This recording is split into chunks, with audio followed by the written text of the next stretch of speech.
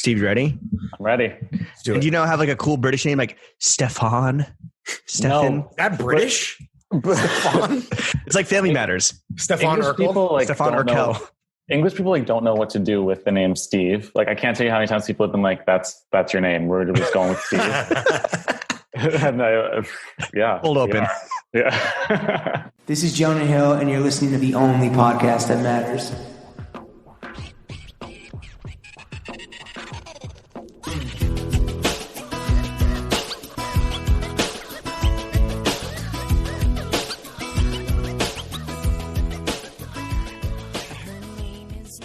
Throw Gang. We are joined by the Prince of Partnerships, the resale ruler, the expat bringing sexy back, the Depop Don Dada. Hey, Mr. Magna Carta. He's been called the brand whisperer. Sub-brands. Malige of Love Island. He's been in a UK hole for 4 years. Depop's head of brand partnerships, Steve Dool. Hey, 3 What's up, years. Steve? But yeah. What's up? Oh, yeah, sorry, my math is terrible. I'm an American. You told me August 2017, and I thought 4 years. I'm a fucking idiot. When was Steve on the previous podcast endeavor that shall not be named? Listen, yeah, that was my first trip back to New York, and so I got. Thanks for spending it with us, by the way. Yeah. In Barstool Sports. Yeah. I think I was working on like 2 hours of sleep when I recorded that. You know, You're just like, I miss America so much. What's the most American thing I can do right now? Go to Barstool Sports. That's true. Exactly. Ain't nothing more American than the stool and stars, baby. Shove 2 bagels in my mouth and let's call it a day. Steve, just like before, we are going to kick things off with a fit check. James mentioned your Sprezzatura off rip. We can kind of like work our way up to that. But do you want to start top down or bottom up? The choice is yours, bro. I mean, bottom up. This is So you're not a Bobby. You're not a No. But they do fit check reverse. Oh, that's right. The UK, right? They just do it with the left side first. Oh, got it. Sure. Right. Okay. So have at it, kid. Well, I'm not wearing any shoes right now because I'm in my house, but I was wearing these just like those classic Reeboks earlier today. I think they're called like the Club C's or something. Yes. Like the vintage ones. Are they beat to death? It's only like one of the hottest sneakers right now. They are on that wave. They are beat to death to the point where now it's getting a little bit like I can't really wear these like I'm eating or something. Oh, really? They're like completely offensive looking? There's a hole in the bottom of them I just noticed today. Yeah. Bro, come on, man. Are those Reebok's having a moment here in the US, but in the UK, I feel like those trainers, that trainer brand has always kind of been like a standby. Yeah, Am I wrong? I think so. No, I think so. I think there's also like, there's so many sneaker things that are just different here, but so much that's the same. But like, I learned this on TikTok, so take it for whatever. Oh, so it's 100% accurate. It's 100% true. Yeah. But like apparently black Air Force Ones are like a boarding school girl sneaker. Oh, really? Here it means murderer. Yeah. Well, kind of the same. Criminal activity. That's true. Yeah. In the UK, is 85% of sneakers also ass like it is here in the US? Yeah. Okay. Yes. Good to know. A corny sneaker culture is happening in the UK just like it's happening in the States. I think corny sneaker culture is universal. Global. The post-sneaker world it's a global pandemic. That's what it is. We're battling many pandemics, and that's one of them. Yeah. So this is the most important one, which is why this program exists. It's a two theater fight.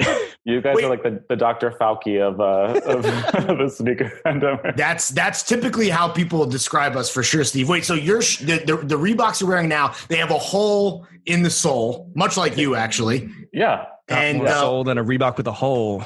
You don't have like a rotation? You only have like one pair of sneakers? No. I do. So I actually, to be honest, so I just moved to a new flat, if you will. Okay. What does that mean? Yeah, exactly.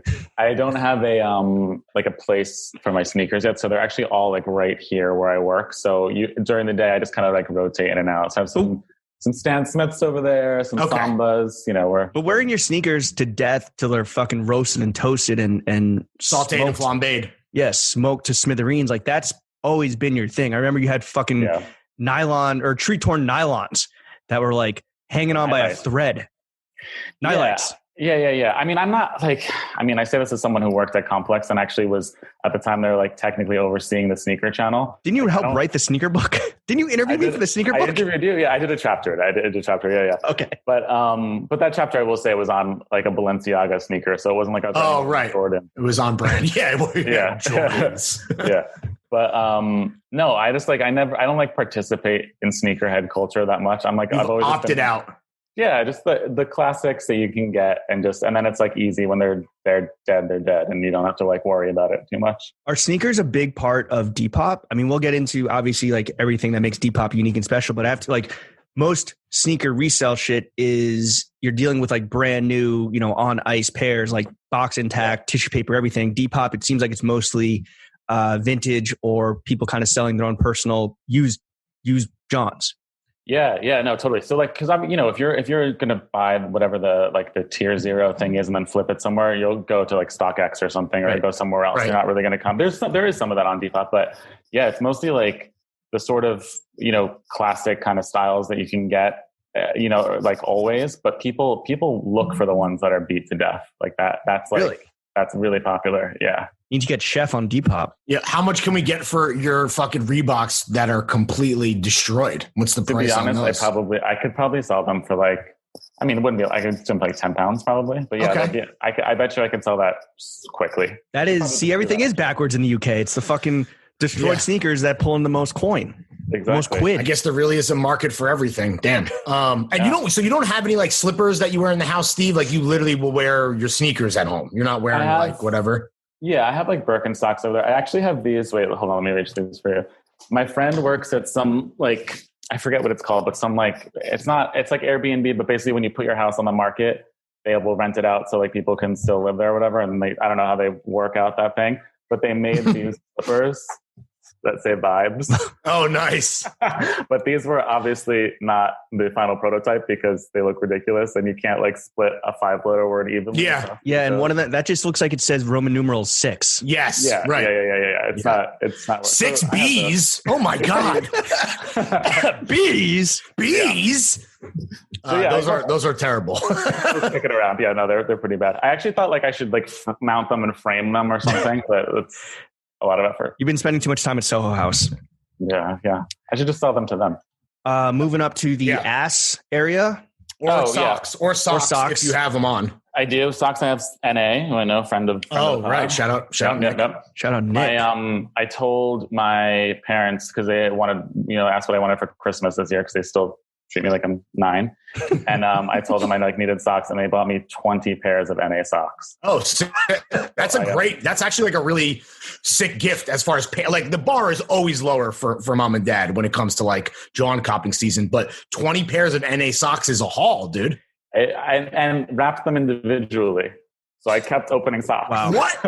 Your mom went through the trouble of wrapping each pair individually instead of throwing them all in a box or whatever? Yep. By pair 14 where you're like, I've given up hoping that you're going to like put something actually special and expensive in one of these things? Yes. All right. I kind of was just like, I almost was like, does someone else just want to take this, like open these for me? That's so wasteful on behalf of, like, what is Mrs. Dool thinking? I mean, she supports fracking, I would imagine. Mrs. Dool, Mrs. Dool's very progressive, but okay. I think the wrapping paper, that's as bad as it gets. It has that she hasn't, her sustainability plan hasn't reached wrapping paper yet, but we'll get there. right. Okay. It's not part of her new Green Deal. Sure. Yes. Did she use throwing fit 69 as the promo code? Yeah. Like 420% off or whatever. Yeah. I wish she did use that, but I don't think we consider her a friend of the pod yet. Yeah, she will. Is she going to listen? Yeah, hopefully. We'll see. Last time there was some NSF not safe for mom. Talk. Not safe for mom. Not safe for mom. Every podcast I think we've ever put out is not safe for mothers, generally speaking. Yeah. Is that your favorite sock brand, Steve? NA? That's the one you're going with? Okay. Yeah, pretty much. I mean, now I got 20 fucking pairs. So. Yeah, right. You're brand loyal whether you want to or not. It has to be your fit. It's the only brand that you support. The only sock brand you have. I can't fit another brand in my house, but yeah. Yeah. Okay. It was good. I've got on some Noah trousers, if you will. Pants mean undies here, so I've got to do that little coat. Really? Yeah. I wasn't. James, were you aware of that? No. That translation? Wait, pants? Underwear in England are called pants? Yeah. Yeah. And trousers and pants are trousers. Pants. And pants are trousers. Yeah. Although I think there's some like regional difference. Like somebody that I work with in Liverpool says pants to mean pants and not underwear. Has that ever gotten awkward at all? Language or like barrier. everyone just gets it? I mean, No, not really. I have no idea. Yeah. Can you describe the trowel for us, Steve? What's the make and model? Yeah, so they're like Noah wide leg, black cotton, like a heavy cotton. Pretty good for this shitty weather. I love how their trousers fit. I think that they could be hit or miss for different body types, but definitely cropped and definitely wide and stovepipes. Yeah. No, doesn't stovepipe mean skinny? No. It's wide and it's like a fucking ship smokestack. It's like a stovepipe. Yeah, exactly. Okay. All right. Never mind. Then I am misinformed. Okay, and then working our way up. What's the shirt? The shirt underneath is this is Noon Goons that I got at the brothers. Yeah. Sup, brother? Yeah, hanging loose. Yeah. You do a lot of surfing, I would imagine. A ton. Were you at the capsule when the Warriors of Radness, the beta Noon Goons, like were on fucking hella acid or mushrooms and just like destroyed everything in the coolest way possible? Yes, I was. Because that was when I was still doing like PR for Capsule, so I was like semi concerned because they were like, what was the guy's name who was at Warriors of Radness? Klotz. Rick Klotz. Yeah. But he wasn't necessarily there. It's the whole like gang. Also, it's the goons. They were definitely at Capsule fucking shit up, but what James is talking about was at the GQ Best New Designer in America party, and they were all on shrooms. Both. They were all and very the whole fucked Capsule up. crew was there, and that's when we got assaulted by Kanye West's bodyguard. Well, I'm talking about both. At Capsule Vegas, you may have been gone from there at this point. They were like on acid and like knocking people's booths over. Yeah, and guys are like trying to like make sales and like survive, like grow their business. And like standing on the on both of like the arm rails on the escalators in the Venetian, like going downstairs, and like little like old ladies are just trying to gamble, and they're like jumping over them, never wearing a shirt. Right, never, always show. So they fucked shit up wherever they went. Like they rolled deep and they fucking fucked shit up. Yeah, but we welcomed it to a degree. We liked a little chaos, Noon Goons is way more sophisticated as far as like a brand. I mean, James and I have talked about Noon Goons before. I'm assuming you're a fan of them, just generally speaking, Steve, because it's like it's way more elevated than Warriors of Radness, which to me always felt more of like an American Apparel type fucking thing.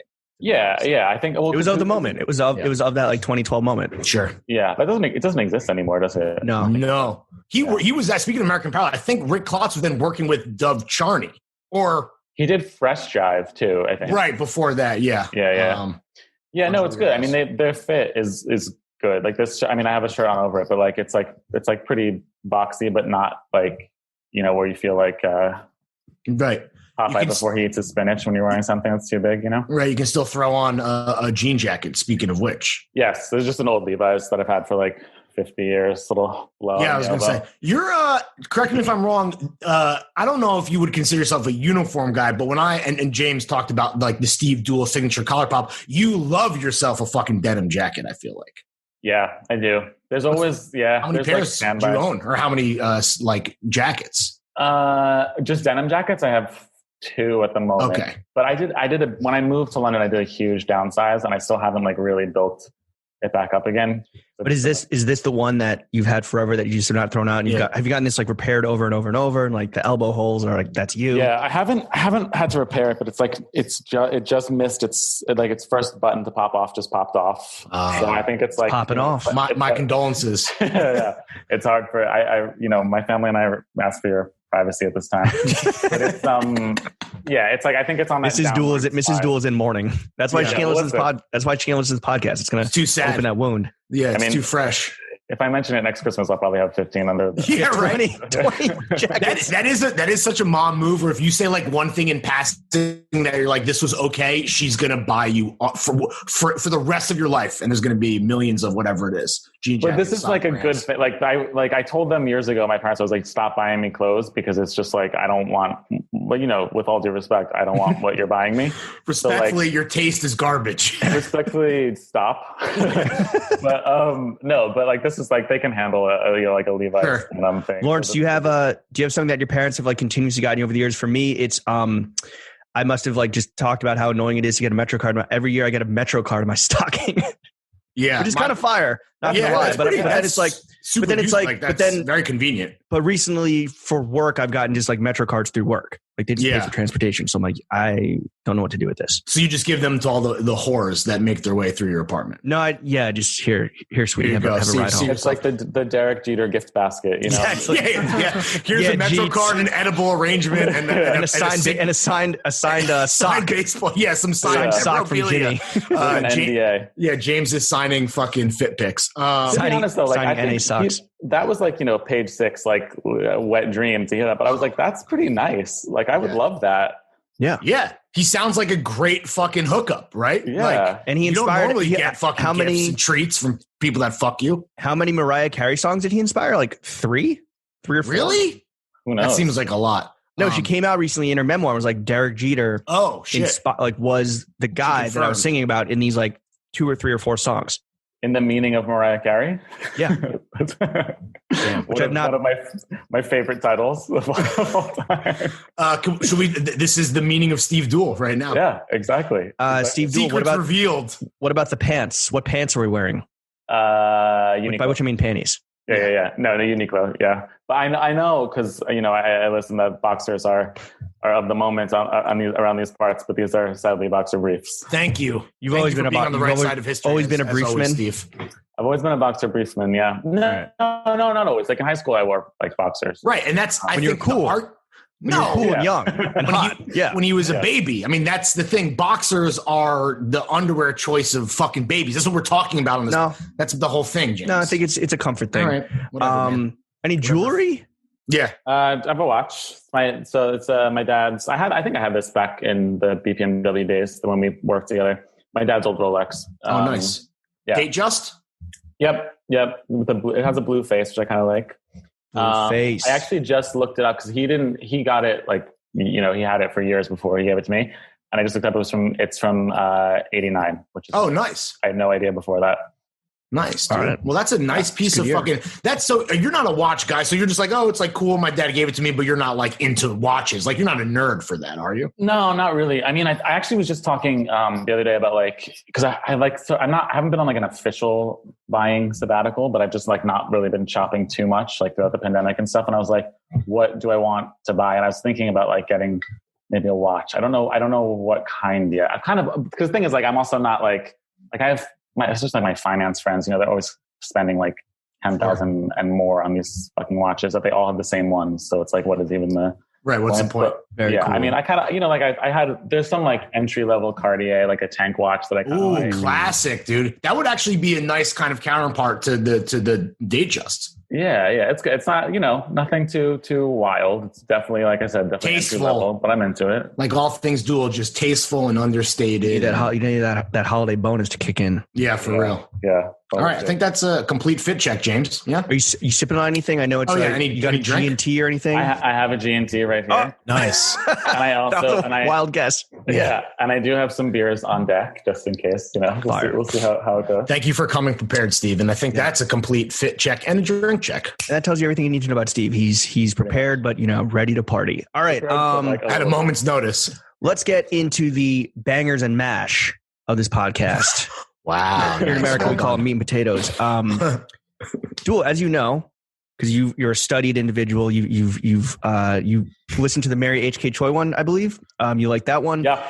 The 3 main subjects of this podcast, the only podcast that matters, are money, ching, meats and cheeks, sucking and fucking, and most importantly, Jimmy and Larry, the goddamn motherfucking boys, ourselves. Yeah. So we're going to start with ourselves. Obviously, most important thing, in like 2 or 3 hours, we'll get to you.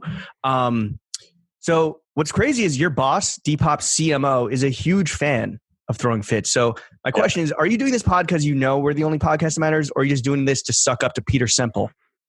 No, I didn't tell Peter that I was going on it. I'm smart choice. Choice. Yeah. I'm not going to tell him. I'm just going to let him see it on Instagram. That's a bigger flex though. So I see actually that strategy makes a lot of sense. Yeah. PD, we get it, but Dool just came here to flex. Yeah. Wait, so are you saying, Steve, that we could have probably got like Pete on the pod instead of you?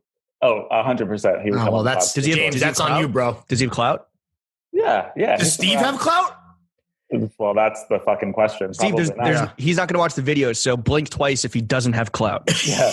No, Peter's great. Oh my God. He actually, because you guys came up because at one point we were like thinking of working together in some capacity, and we were talking about it, and Peter didn't know that I'd been on it before. And I told him that I'd gone on whatever years ago.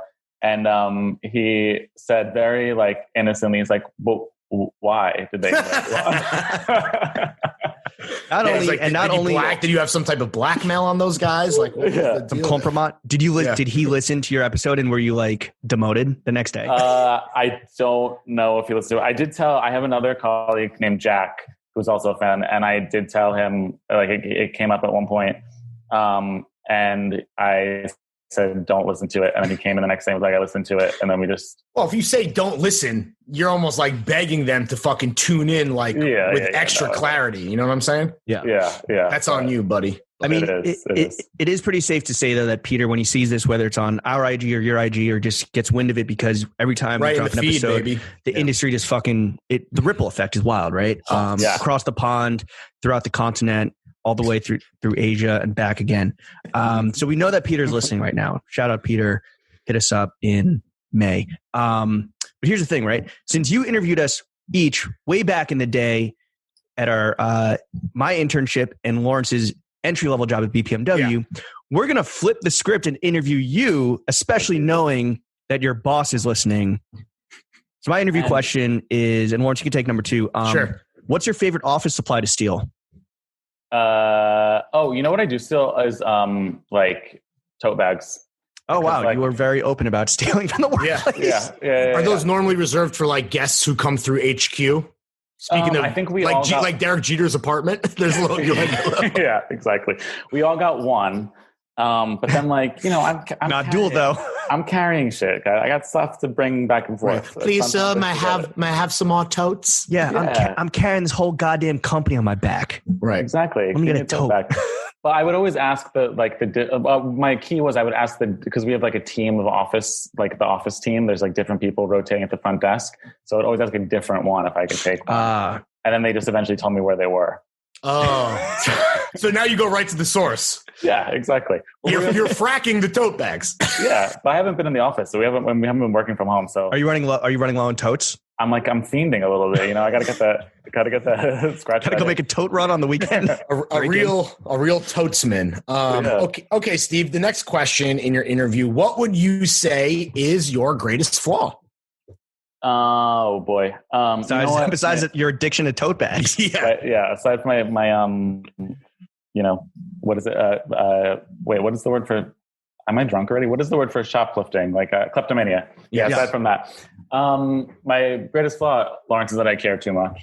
Oh, of course. That's about the tote bags. Same. Yeah, about totes. I care too much about totes. Yeah. Would you say though that like if we were to talk to Peter or any of your colleagues, is there like a little like office joke about like something that's difficult about Steve? Despite what's the problem with Steve? Yeah.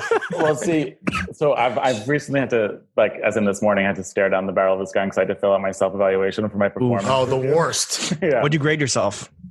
We don't have a grading system. It's all like open-ended answers. But how liberal arts of you. Very cute. It's tomorrow, so I guess really, I'll update everyone on how that went. But I think I'm a team of one right now. So sometimes, maybe like my patience might run a little thin. With yourself? With just like the fact that I have to kind of do a lot to get stuff together. Are you hiring? Like I know Depop just made a big hire because you're booming right now. But like for anyone listening, like could they work for Steve Dool, for Mr. Dool? They could potentially, yeah. I think probably next year there'll be this is like a new team and like a new position that I just started. So, and then a lot of it, we went into, I only started in this role. I've been at Depop for 2 years, but only started in this role in January. And then we dove straight into a global pandemic. Right. Yeah. So, well, I can confirm for anyone hungry for a job, I can confirm that Steve Dool is a wonderful boss, whether you are a intern, entry-level PR guy. And then I don't know if I was your boss at one point in Complex. It was kind of weird there for a second, but he's also an excellent reportee. Kind of. It was weird. It was like diagonal. You were definitely senior to me at Complex for sure. Yeah. You were like a director, right?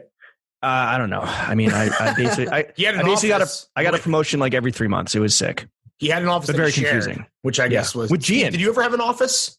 Yeah, I had an office I shared with Ashley, who was I think her title was like managing editor or something. Right. That's right. That's right. Interesting.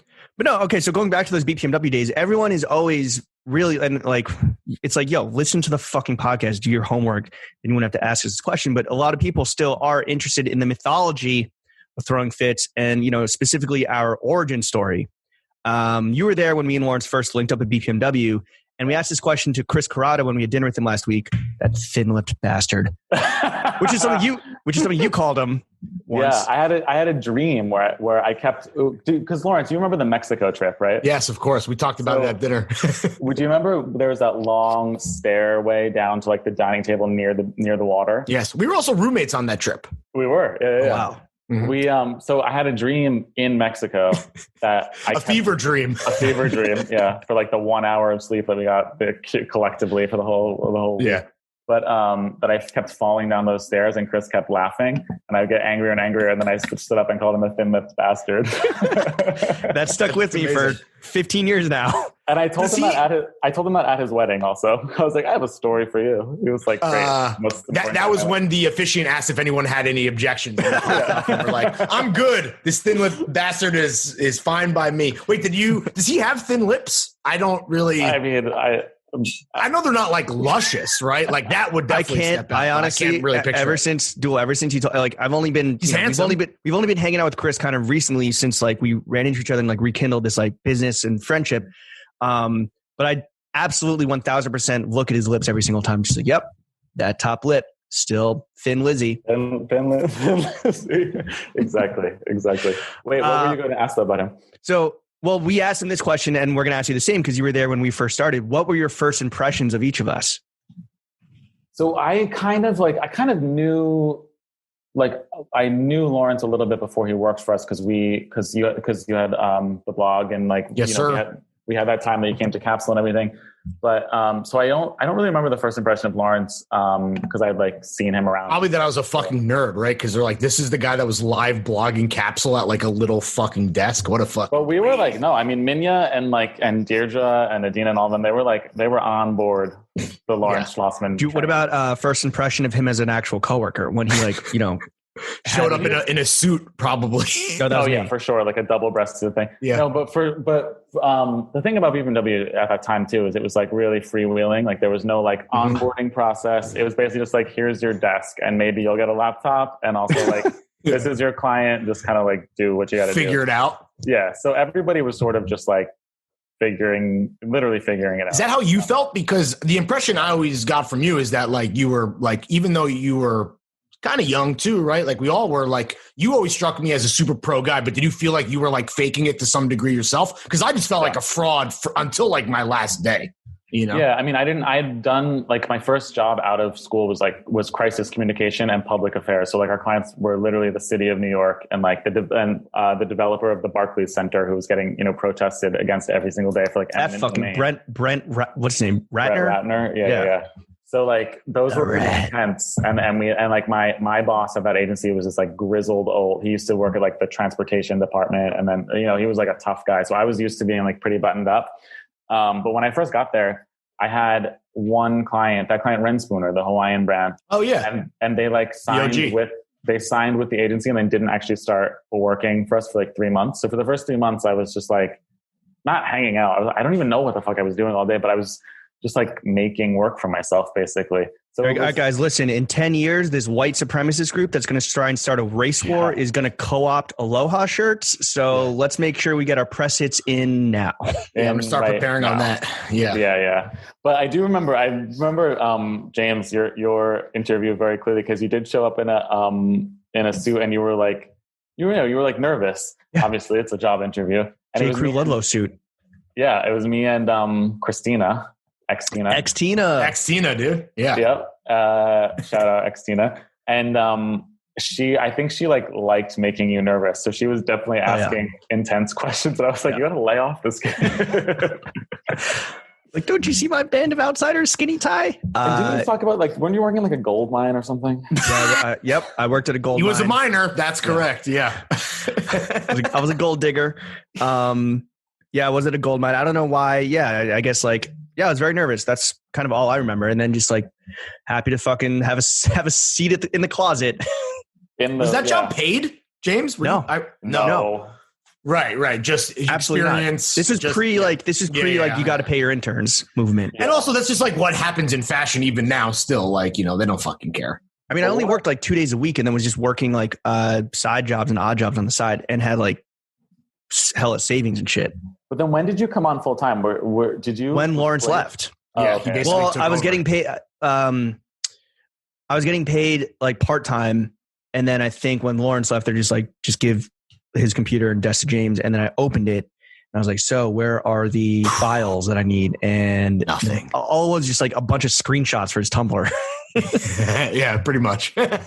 I do still. I mean, my favorite part, and stop me if we've talked about this, but my favorite part of Lawrence's time there is when he would have to do interviews, like facilitate interviews with Mark McNary. Oh yeah, and Mark would just write his answers on a piece of loose leaf and take a picture of it and email it to Yeah, and also what's funny, and it got even progressively worse. Where like eventually he was like, "Yo, just do the interview for me." No, any interview done with Mark McNary. If you thought you interviewed McNary between 2010 and 2014, it was written by Lawrence or myself. Yeah. The greatest trick the devil ever pulled, like he did not. And that's what's great about Mark. We've talked about him a lot on this pod because he's the homie, but like he just really didn't give a shit at all, which is why he was awesome. Well, he didn't give a shit about the extra shit. To work. Yeah. And just also impossible to work with. Truly. And then at an agency where like we, like our bosses, like were actively like against the sort of like system, you know what I mean? I can remember the after party in Vegas once, which was like our best attended after party at that one place like off the diner. No, before that we did at that diner off the like on the strip that hadn't been renovated since the 70s. Like they had like a fire pit and like fake cherry trees in the back. It was the cocktail waitresses were all like meth head desert people, and they wore long gowns. Like it was wild. But they put peanuts, like little things of peanuts on the table, like as you do. And I can remember once walking over to like the table where a bunch of our colleagues were, and they were picking up handfuls of peanuts and just throwing them at the GQ editorial staff, like our most important contact. Sure. What is happening here? Sounds about just like laughing in their faces. Yeah. That really speaks to Mark's difficultness when this is the one place where a guy like you like should fit, and he was very hard to work with. Jim Moore's like, no, I have a peanut allergy. No. Yeah. Jesus. But Jim loved Mark. Mark was very popular. He was a lovable curmudgeon. Yeah. And we'll talk about this in a future episode that we recorded in the past because James and I transcend the space-time continuum, but he was ahead of his time. I mean, he's very popular in our little world, but everything that he was, this just speaks to the cyclical natures, not just fashion, but menswear. Everything now would like fucking hit and like hit big. Yep. That streetwear meets menswear shit. No complaints about pricing or anything. Everything's like made in the USA. Exactly. Yeah, exactly. And his like commitment to quality, like ultimately was what was the most difficult because he didn't want to ship stuff to be made in like, lesser places for cheaper, which was a harder like story to tell, I think at the time than it would be now to a degree. Yeah. Well, so it's interesting to hear your perception of us. And I think like this is a question I really want to ask is the perception that people in the UK have of Americans right now, because it's like, there was a big article in the Times about like how everyone across the world is like, yo, what the fuck is going on in America with COVID? Not just with Trump, but like with COVID, with these fucking, racial, social justice upheaval.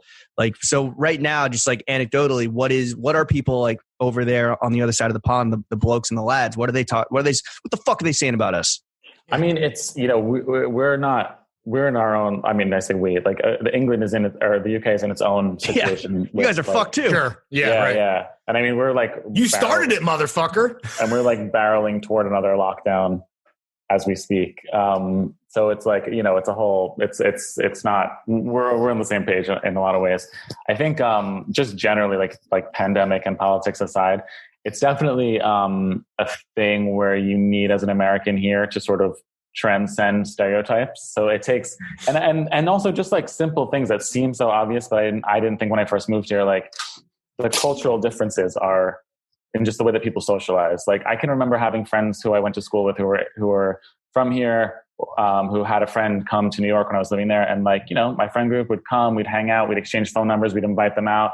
It's like a much slower process here. And I think there's like a general skepticism around Americans for being loud. Sounds like a little show called Steve Dool in Paris. Yeah, exactly. It's the ugly American like stereotype. Like, well, yeah.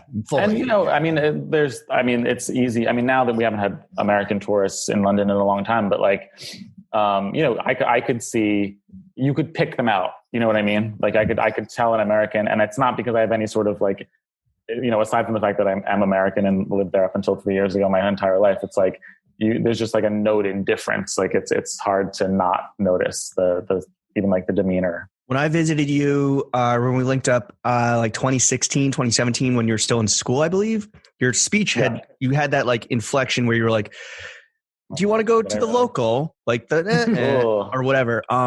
Have you found that you're saying the word cunt more?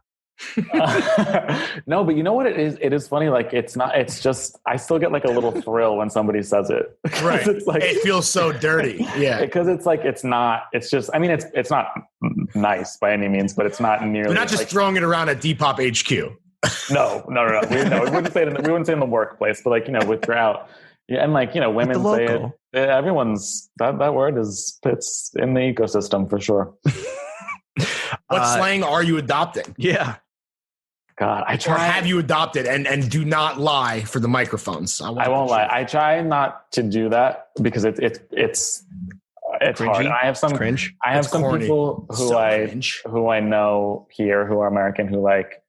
I'm like, come on, guys. This is. But they're like, hey, you guys want to go get some cheek? You want to get some cheeky Nando's? Yeah. Or they're like, you know, some cheeky cunts down at the Nando's. Yeah, want to meet those cunts at the Chippa? Like we're mates. I was like, we're not fucking mates. Calm down. Like another American person talking to you overseas, but calling you a mate. That's embarrassing. But there's some stuff you have to do. Like, you know, I call it my flat because it's what people call it here or whatever, but but like, I still feel like a dick when I say that. You say fries or chips? You say chips. Well, if I'm ordering them, I say chips, but when I'm talking about how I like them, then I say fries. You call it the chipper? The chip shop? The chippy? Yeah, fire. I've never actually heard anyone say that. I think it's an Irish thing, maybe. What's the one thing about America you miss the most? Just gnaws at your soul. I miss like New York specifically. I miss just like talking to New Yorkers. I miss the sort of just like you know, that's New Yorkers are a special breed, and that's like my whole family is from there. So I miss that. Just sort of that, like, you know, that like cultural is secondhand, so you don't really need to say that like people from New York kind of understand. I miss bagels a lot. I miss a good slice of pizza. You don't have good. Yeah. There's no good pizza in London. What the fuck? Yeah. I miss also like, you know, the sort of idea that you can, I mean, now it's obviously different, but like in normal times, you can walk out of your house in New York at 11 p.m. and have like a full dinner, right? Like a full night out. Here, it's like, you better be situated by 7 or you're not going to have it. That's a bummer. I mean, for the most part, yeah. Is that that's different than the rest of Europe? So that's like that's a UK specific thing or an England specific thing? I think it's a UK specific thing. I mean, things just close earlier. Like pubs, some pubs will. Oh, the other thing is like pubs will stay open. Like they'll say like we're open until midnight. I mean, now everything has to close at 10 from COVID stuff, but like normally they'll say we'll close at midnight. But if there's only 2 people in there and the bartenders want to shut down, they're very comfortable just saying, no, you got to go. Whereas like, I feel like in New York, if there's one person in the bar, they'll stay open until 4 a.m. for that one person. Yeah. Well, we just found out the other night because like we hadn't been out for a while, and then you know the 4 of us went out, the core pod crew, and we were like, oh shit, like even in New York, right? 11 for COVID, it sucks. New York is. Oh, I didn't know that. Yeah, we didn't know either, and New York is fucking like, dead. Last call 10:30. What? Yeah. So do people are people like going out though in New York at the moment? Yeah, for sure. I think so. That's fine. It seems like it. I mean, there's a lot of al fresco. Like I think people are just day drinking. Yeah. That's what it is. They're just starting earlier, and just drinking outside. Because we have so pubs close at 10, and you get fined if you're open. Like the pub will get, and they are enforcing it. But there's this one on the corner the new place that I just moved into. It's just like it's like 2 doors down. And the other night I ran down at like 9:30. And they're like, "Come on in, have a pint." And I was like, "This is exactly what I needed." When you're here, you're mates. Yeah, exactly. Yeah. Is it warm beer? Yeah. It's warmer than it is in the States for sure.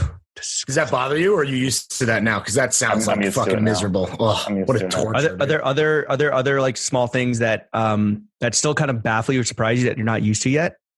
Yeah, I mean, some of it's like boring shit. Like when like renting an apartment, they list the prices per week, but you pay per month. So you have to do like half. That's so dumb. Yeah, like even in my lease for this place, like it says like whatever it is per week, and I'm like, can you just? I had to ask them to put in. Because I pay once a month. So I was like, can you just put in what that is every month? Because you can't even just multiply that by 4. You have to multiply it by 52 and then divide. It's like, right. So annoying. Yeah. Wow. Yeah. But why is it? Is there a reasoning behind the complication there?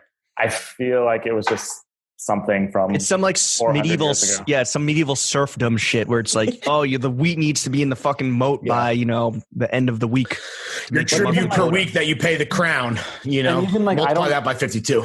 I don't know all of the intricacies of this, so this is just like the top level thing. But like, because people own the land. When you buy an apartment, like if I were to buy an apartment, I'm doing a 998-year lease or like a 900-year lease. I'm not actually buying the apartment, which is just. Who are you leasing it from? The king. I think it's called the freeholders. I get confused about all this. Freehold, that bar down on South 3rd here in Williamsburg. Yeah, exactly. They're very big overseas, but it's like that kind of stuff. I'm just like, what is this? Like, what's happening here? What about kind of the reverse? Like do you ever have any Emily in Paris moments where like my fucking perspective is valuable as an outsider? God damn it. And I know you're a huge Emily in Paris fan. I did watch it, and it is. I saw someone on Twitter was like, basically what this show taught me is write your show right now because they're making anything. Yeah, shoot your shot. Yeah, for real. Shoot or shoot. There's one scene, and I took a video of it on my phone because I just like couldn't understand. First of all, she wears hood by air in one scene, which is I know like mind blowing. But there's one scene where she's like drunk and making out with somebody, and he tells her that a champagne. They weren't drinking out of a flute. The glass they're drinking out of is modeled after Marie Antoinette's breast, and then she puts it on her own breast, and then he just grabs her other one, and that's like the precursor to the sex scene. And I'm just like, what is happening? Sure. That definitely has happened in real life ever. Chef here is a big fan. I made it through one episode and 4 minutes of episode 2 and was just like, I can't do this. People are that's the whole, like my wife watched it, but it's just hate watching, right? For the most part. And that's fine, but please don't tweet about it. Chris Black.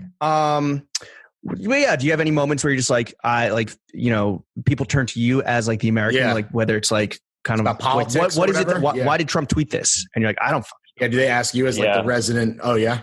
Everyone wants to talk about Trump constantly, like to me at least. I think generally, do they like him? No, but they also the funny thing is I get asked a lot about AOC as well. Really?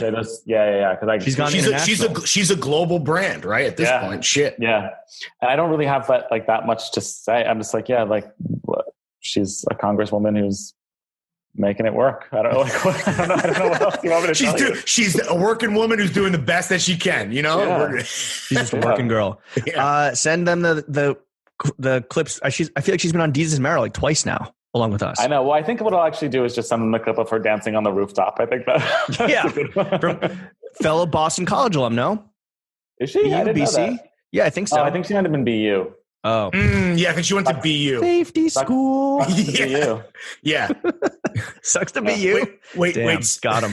That's a good one. Good episode title. Steve, do you care that people want to make you like the resident, like token American? How it is in America. Oh, I have like a black friend. Or you like, oh, I have an American friend, and they just fucking turn to you. Do you appreciate that, or is that fucking annoying at this point? No, I don't care. The one thing that I find like annoying is sometimes like my friends, not only like British people, but friends who live here or from other places will send me links to articles about Trump. And I'm just like, I don't have anything else to say about this. Like, that I don't like him and I don't support him. I didn't vote for him. Like, I feel like I have to like have something to say sometimes. And I'm just like, I don't know why he hates everyone. Like, I can't tell you. Yeah, you have no. You're like, I don't have any added perspective here. It's just I don't know why he posted a picture of Joe Biden in a wheelchair today. Like I have nothing to tell you there. That was objectively a pretty fire meme because it was a sick dunk. That's why he did it, obviously. Because that's how he's going to win. Let's talk about Depop for a second. So, and you bringing your expertise, American or not. I mean, Depop, I don't think people really get it over here. Like, because I did a bunch of research because we were trying to make a Def Jam Depop partnership happen. Yeah. And ultimately didn't happen, not for want of effort or skill or handsomeness with me and you, more just the other people fucked it up, mostly on my end. But Depop is huge in the UK. I mean, it's completely saturated the market. And the last few times that we've kind of talked, it's about how Depop is really trying to crack the American market. So I guess how do you tweak things to get Americans on board? Is it like dumbing things down? Is it making it like, are you selling guns on Depop now? Like, how do you get the American consumer on board? No, I mean, I think the biggest thing is we have an office in New York. So we have people there who are, Lily, I just want to make sure you're still awake there. He's not. Taking notes. Don't bother. No, but we have a New York office and we have some people in LA too. So like those people are on the ground too. They anything that we put together. Well, first of all, they're creating campaigns that are US specific, but also they're providing input for it. It's just as much as anybody else is. But the over lockdown, we grew a lot for a ton of different reasons. I think people were out of work or taking a pay cut or furloughed or whatever, or people were just at home and trying things out more. Right. So the US is now actually our biggest market. Oh shit! And also stimulus checks. You know what I'm saying? Stimulus checks, little stimmy. Yeah. I mean, the thing is too, like we just that kind of stuff like matters. Though. I mean, you can even see in certain markets, like when it's a rainy day, people are on the app more because it's like they're at home. Yeah, because think about it, like our consumer is super young, and so like they're pray for rain. Yeah, they're not in school anymore. The resale industry had the exact different. There's the reaction from the pandemic to podcasting and resale is night and day. No one's listening to podcasts right now. Yeah. James and I can attest to that. Whereas everyone is at home, fucking copping up. Someone call it pandemic profiteering. Others would call it. For others, it's just simply trying to survive this pandemic in podcast business as form. usual. But it was like we have people on the app who that's like their sole source of income. So the fact that we were able to stay operating was super. We're all like super happy about that for sure. Remember when you guys are heroes? I agree, Steve. You're a hero. Yeah, and essential workers. Depop, what would I'm we an do? essential worker. Yeah. First responders. Where's my Vogue cover? Edward in full. Is he on Depop? This shit must be sick. I don't know. A lot of editors have like secret. Right, because it's all the free shit that people have. Do people have like burner accounts to kind of like sell off the flow? Yeah, Depop. What's it called? No, I just made that up like a Finsta, but Depop. Yeah, nice. Depop.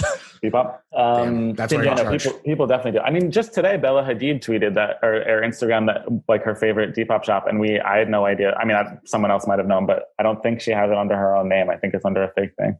Oh, really? Damn. Yeah. Remember what's up with?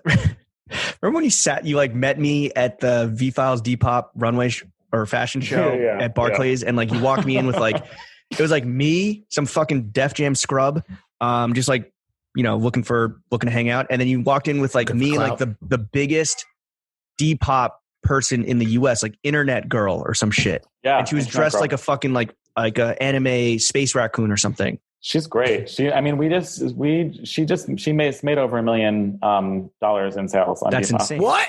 Yeah. I had no idea. I had no idea. I was like, who's this like cool TikTok teen? And she literally was like wearing like raccoon, like she looked like Guardians of the Galaxy, like the Bradley Cooper guy. She had a wig on in that for the V-Files show. Yeah. No, she's great. I mean, she takes it like really seriously, but also she just has a brand and that she sticks to it. So she does like she's a designer.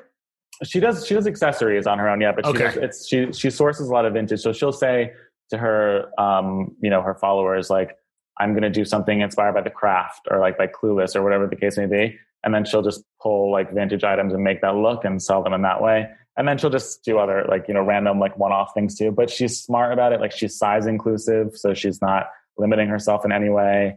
She thinks about all that kind of stuff, but it's all like a very specific aesthetic and point of view. Was she did her Depop account like make her an influencer, or was she an influencer? Okay, so she was like a designer seller first. So she really is like a superstar that was born out of your community. So that's why she's getting the VIP treatment with James and fucking '07 Shaker, whoever the fuck from Def Jam he was bringing through. And the Real Housewives of Beverly Hills who were there as James walked in as well.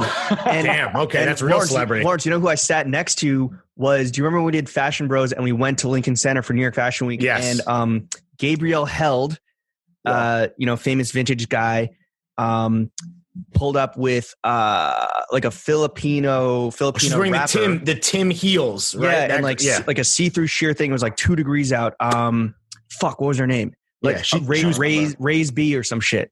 Raise B or something. And then I was like sitting next to her, and then like was just like looking at through IG of people that had been posting and geolocating. I was like, holy shit, it's fucking Slay Riz. That's her name. Oh yeah. Slay Riz. Yeah. She was in a full like Buzz Lightyear. Isn't she like a downtown like figure? And when we interviewed her for Fashion Bros, like it's just us being ignorant, like straight white guys, like in menswear, like, but she was popping even then, right? But we just didn't know.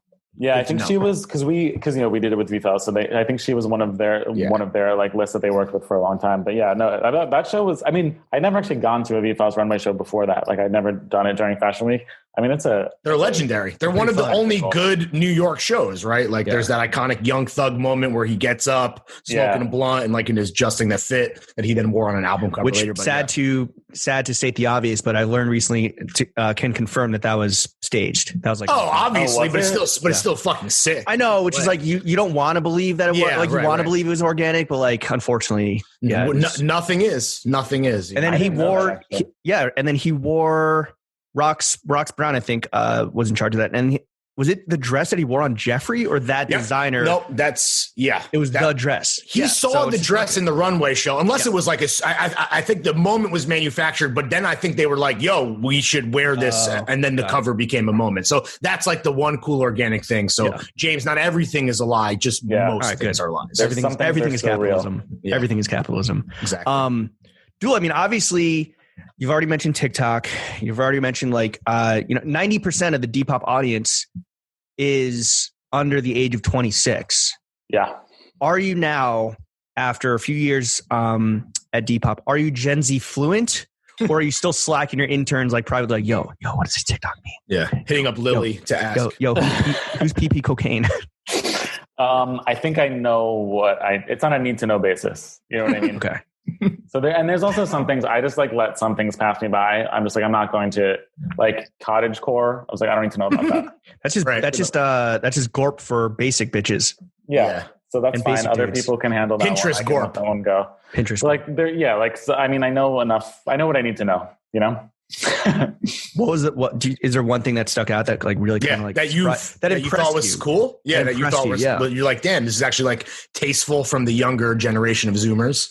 Yeah, I mean, it's not so much a specific kind of style trend, but just the amount of people who care about sustainability in like a real way, and then like actually like not asking other people for how to do things, just figuring stuff out on their own, and like kind of like whether it's like upcycling or whatever the case may be, just like doing it, like not waiting for permission, I guess, or like to be sort of trained. Like that's. I mean, it sounds like super cheesy, but that is the thing that is the most inspiring. No, it's true. That generation of even like cool guys and girls, like their respect for vintage definitely feels there's a magnitude around that I think kind of like passed by us. Not that vintage. I mean, vintage is always cool, right? Yeah. But there's definitely a focus. And how it's shared, like it's a flex, right? Yeah. Which is great to see. But I agree. That's something that you like. Yeah, you want to give these motherfuckers that are coming to steal our jobs no fucking credit, but credit where is credit. They're also just like they're so nice. Like the sellers, especially, they're like so nice to they're so supportive to each other, and it's not fake. It's like they like shout each other out all the time, or they'll buy from each other and shop from each other, and it's like it's nice that it can be like not a negative thing when everything else feels so negative, you know? Do you follow Depop drama on IG? It's so good. I don't, but it's real. We know. But like it's all like usually it's just like very Yeah. funny mix-ups. It's like, oh Right. shit, sorry, I left Yeah. my ketamine in the pocket. I didn't mean to send that to you. Or can you please send the K back? Yeah, or can I wear this track jacket in like a little squabble outside the pub, and then some dude doing like full roundhouse kicks like into his front facing camera, and the guy's like, all right, sick, like I can definitely fight in this. I can maneuver. I mean, it's yeah. There's a lot of. I mean, one of them. So we did something with Selfridges, where like we had different sellers come in, and like every 2 weeks they change, or every week or whatever they changed, and different sellers came in. And Selfridges obviously looks at everything and whatever. Yeah, and somebody had like a package of like biscuits, like tea biscuits, in the pocket of this jacket. And the people at Selfridges were just like, "What the fuck are you guys doing? How did this arrive in our show with a thing of biscuits in the packet?" As a Pulitzer Prize winning journalist, I Googled Depop and went to news in Google about an hour ago. And the big ticket news item recently was someone was trying to sell a pizza for like 80 pounds on Depop recently. And that like had a bunch of headlines. That and your quote and covetor. Yeah, I know. Which I did a long time ago, and it was great. But I was also just like, I wish I had a do-over. Update that. Yeah. You know how it is. That's what this podcast is for, man. Exactly. Well, which brings me to my next question. I'm the transition titan. Why is it so? Like, we talk about how the Gen Z, they're just doing it, and it's like they're not waiting for permission. And it's like, yo, brands, like if you're trying to actually get into sustainability, green fashion, which doesn't exist, but if you're trying to do it, like, why don't you learn from them? Why is it? And part of it is that, but why is it that brands are finally coming around to the resale marketplace? Because it wasn't that long ago that brands were like, ugh, what the fuck? Oh, this is terrible for us. This dilutes our brand, equity. This is we don't monetize this. Like, why is it now? Antagonistic, even from my experience. I mean, like, you have like point. Chanel sued the Real. You know what I mean? Like it was like stuff was real. I think there's a couple different things, and like brands across the board generally are at different levels with understanding like some responsibility for all the stuff that they create and how they can do that in a meaningful way. For some people, it's like resale is exciting, and Depop specifically because you have to interact with your customer. Like we don't give brands features that the individual seller doesn't have. So like you can message, if a brand's on Depop, you can message them, like DM them, you can comment and like. The playing field is level by design. Yeah. No, doesn't matter if you're verified. Yeah. No, blue checks don't matter. Blue checks. And is the philosophy there just like if you want to be a member of this community, like you're just like anyone else, right? That's the whole thing where that's on purpose. Well, because like if you think of like, so we did something with like Anna Sui in the US, and like there's a lot of like, sellers in the US who are selling that because it's like 90s and early 2000s, and that aesthetic is kind of popular, and so like having herself on there selling stuff alongside of them is like a cosign for them. But if it was not, and she wasn't really, and that the people running who she works with running that account weren't really engaged, then it would be like undercutting the seller or so, or you know what I mean? It wouldn't be the. It would also look at it. It would look at it like you wouldn't have the context, right? Yeah. If you didn't know who she was, but you're just like, oh, I fuck with the aesthetic purely, on an aesthetic objective level, like without knowing the background and the history, then to have like a shiny thing, like not mixed in with like the civilians, like it would just stick out in the wrong way. Yeah. And I think also like it's, for a brand that's never thought about any kind of responsibility at all, like circularity is a really easy thing to think about, because you have this product, they're all sitting on inventory. Like they always have archives or backstock or overstock or something. So this is like an entry level way to get into it. So we have to be careful. And me specifically as the brand partnerships person, that we're not becoming like the safety net for overproduction. Right. So we want to basically, come on here, do the stuff you've made. Let's get that moving. Let's get it sold to people who will sell it on afterwards, who already have that behavior. But then this is just the first step, and it's an easy first step really, because it's pretty easy to get on the platform. Who are some other notable partners that you guys have worked with that you'd want to shout out? So we did a UK only partnership with Ralph Lauren, which was really cool. We had people who sell a lot of his stuff. They found a lot of hard to find vintage, archival pieces that we sold half on the app and then half in their flagship store in London, which was great. We did something with Christopher Rayburn this summer, which was really cool. He sold pre-cut kits from like end of roll fabric and dead stock, and you could make like bucket hats at home with them, which was great. On the women's side, we did Anna Sui, we did Rodarte. We just launched a Vans collaboration.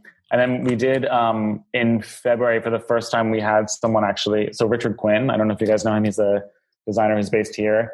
Do you remember that the Fashion Week when Cardi B was wearing that like kind of, she had like a kerchief with like the face mask on? That was the floral print. Yeah, that's him.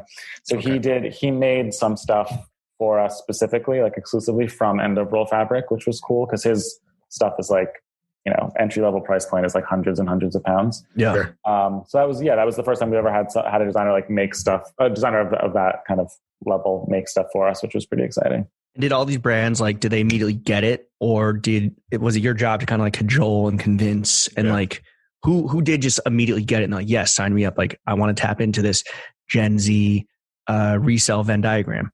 Yeah, I mean, Christopher Rayburn got it immediately. We did something with like Vaquera in New York briefly, just around sort of their runway show. Was it the butt challenge? No. This was last year, but they got it. They got a suite, like I said, she got it. Rodarte, those people did. I think sometimes it's not so much like we need to. By the time they're talking to us, like they kind of understand what they can get out of it. It's more just like logistically, how does it work? Right. That's where most of the time is spent, I think. Speaking of like what they're getting out of it, have you seen like it's a sustainability play, since that's like, not that it's not important, but it's definitely a trend that we've been seeing? Or is it like kind of like, yo, this resale market is happening independent of what we're doing? Like we want to fucking dip our toe in and we want to make money too. Like is it a balance? Is it one or the other? Or is it like, maybe I think it's a service? Yeah, it's a little. I don't think it's lip service for the ones that we work with because we have like we have like a head of sustainability, for example, who does her due diligence on everything, and we kind of talk to her about a lot of that kind of stuff. I think it's a little bit of both, really. Like they're looking at definitely case by case, I'm sure, right? Too, depending on like. But I mean, everybody's talking about resale. Like, it's been that way. The most forward thinking brands have been talking about it, but now like everyone. I mean, it's unavoidable, right? I mean, that's the thing. Do you think Gucci, one of the biggest brands in the world, signing their partnership with Real World is going to like break the dam down? And now like every brand is going to be like, all right, how do we partner up with a Depop or a Real World or Rent the Runway or anything? I mean, probably. I think the thing is like, you have to make sure that it is meaningful. You know what I mean? Yeah. We've seen this so many times with like sustainability collections from a fast fashion brand where it's like 0.01% of what they're doing. And it's like the ad spend. Yeah, like the ad spend on it. They have a beautiful campaign of some girl like running in like a thing of reeds by a river to show sustainability, but it's like not. But like they're still they haven't. Be an art director, anything. Right? I know I could. Right? Of the brands that you've partnered with specifically, who do you think sold the best, or like who do you think's had like the best reaction from these Zoomers that like maybe didn't know about Anna Sui or Rodarte, or even like breathe new life into Ralph? Who sold the best from your point of view? Yeah, I mean, and I'm not just saying this because it's like towing the party line, but they were all really successful, and I'm really we haven't hit a dud yet, which is there's no bricks. Who was the least successful? Yeah, no, come on. But sip some more of that G&T, and then we'll circle back. We'll revisit. I will say this. Because we also we want to set them up for success. So we'll say like when you're new to the platform, don't list thousands of items. Like keep it tight, and then you can restock it. But I will say the amount of product that Rodarte sold was, and how quickly they sold it was really. Velocity played a role into. Okay, was that because? So like, is that because the Depop users knew Rodarte from when they were growing up, or was it just that the Rodarte aesthetic just fucking clicked because that era that they came up in is like perfect storm, the aesthetic that is popping right now? I think it was that. I also think like frankly, we got a ton of press on it. And I think that also made it a difference. Shout out to our PR team in the US. But yeah, they greenlit this pod, so shout out them. Yeah, exactly. Yeah. And actually, you know what, when I asked, so Becca is our head of PR, when I asked her if I was like, can I go on this pod? And she was like, as long as you give me a shout out. So shout out, Becca. Well, there you go. Steve, as the head of brand partnerships, like and if you had your druthers, who's your dream partner or dream partners? Oh, I mean, there's a lot. There's, I think like, the sort of like mass, like, working with like a Nike or an Adidas or a Reebok or like one of the ones who sell a lot. I mean, I would love to work with Ralph again and do something different there. that was also like, that was a UK only partnership. So to get something that was like global or in the US would be amazing. But there's like brands that which I feel like we could do something really cool because just the resources are there from our side and from theirs. But I'll always have a soft spot for like the indie or smaller designers. Bro, Mark McNary. No, but there's brands like, like Bethany Williams here in London is like a real sustainability fucking leader, or like, the brand like Bodhi. I think like our community probably needs a little bit more time before we would do something with Bodhi necessarily. And also like her price point is super high. So we'd have to figure out a way to make it a bit more accessible. But like those kind of things, it's like I like the big ones that are kind of like splashy, but well, it's almost like how do you even work with, I know Depop is like not small potatoes, but like how do you work with a Nike? It's like almost like too big, right? Yeah, I mean, it depends. I mean, they wouldn't necessarily, like a brand that has such a set distribution like system and have all those channels, they wouldn't necessarily like open up a Depop shop. Right. And I can't speak to Nike specifically, they might, but I'm saying like, brands of that size. Yeah.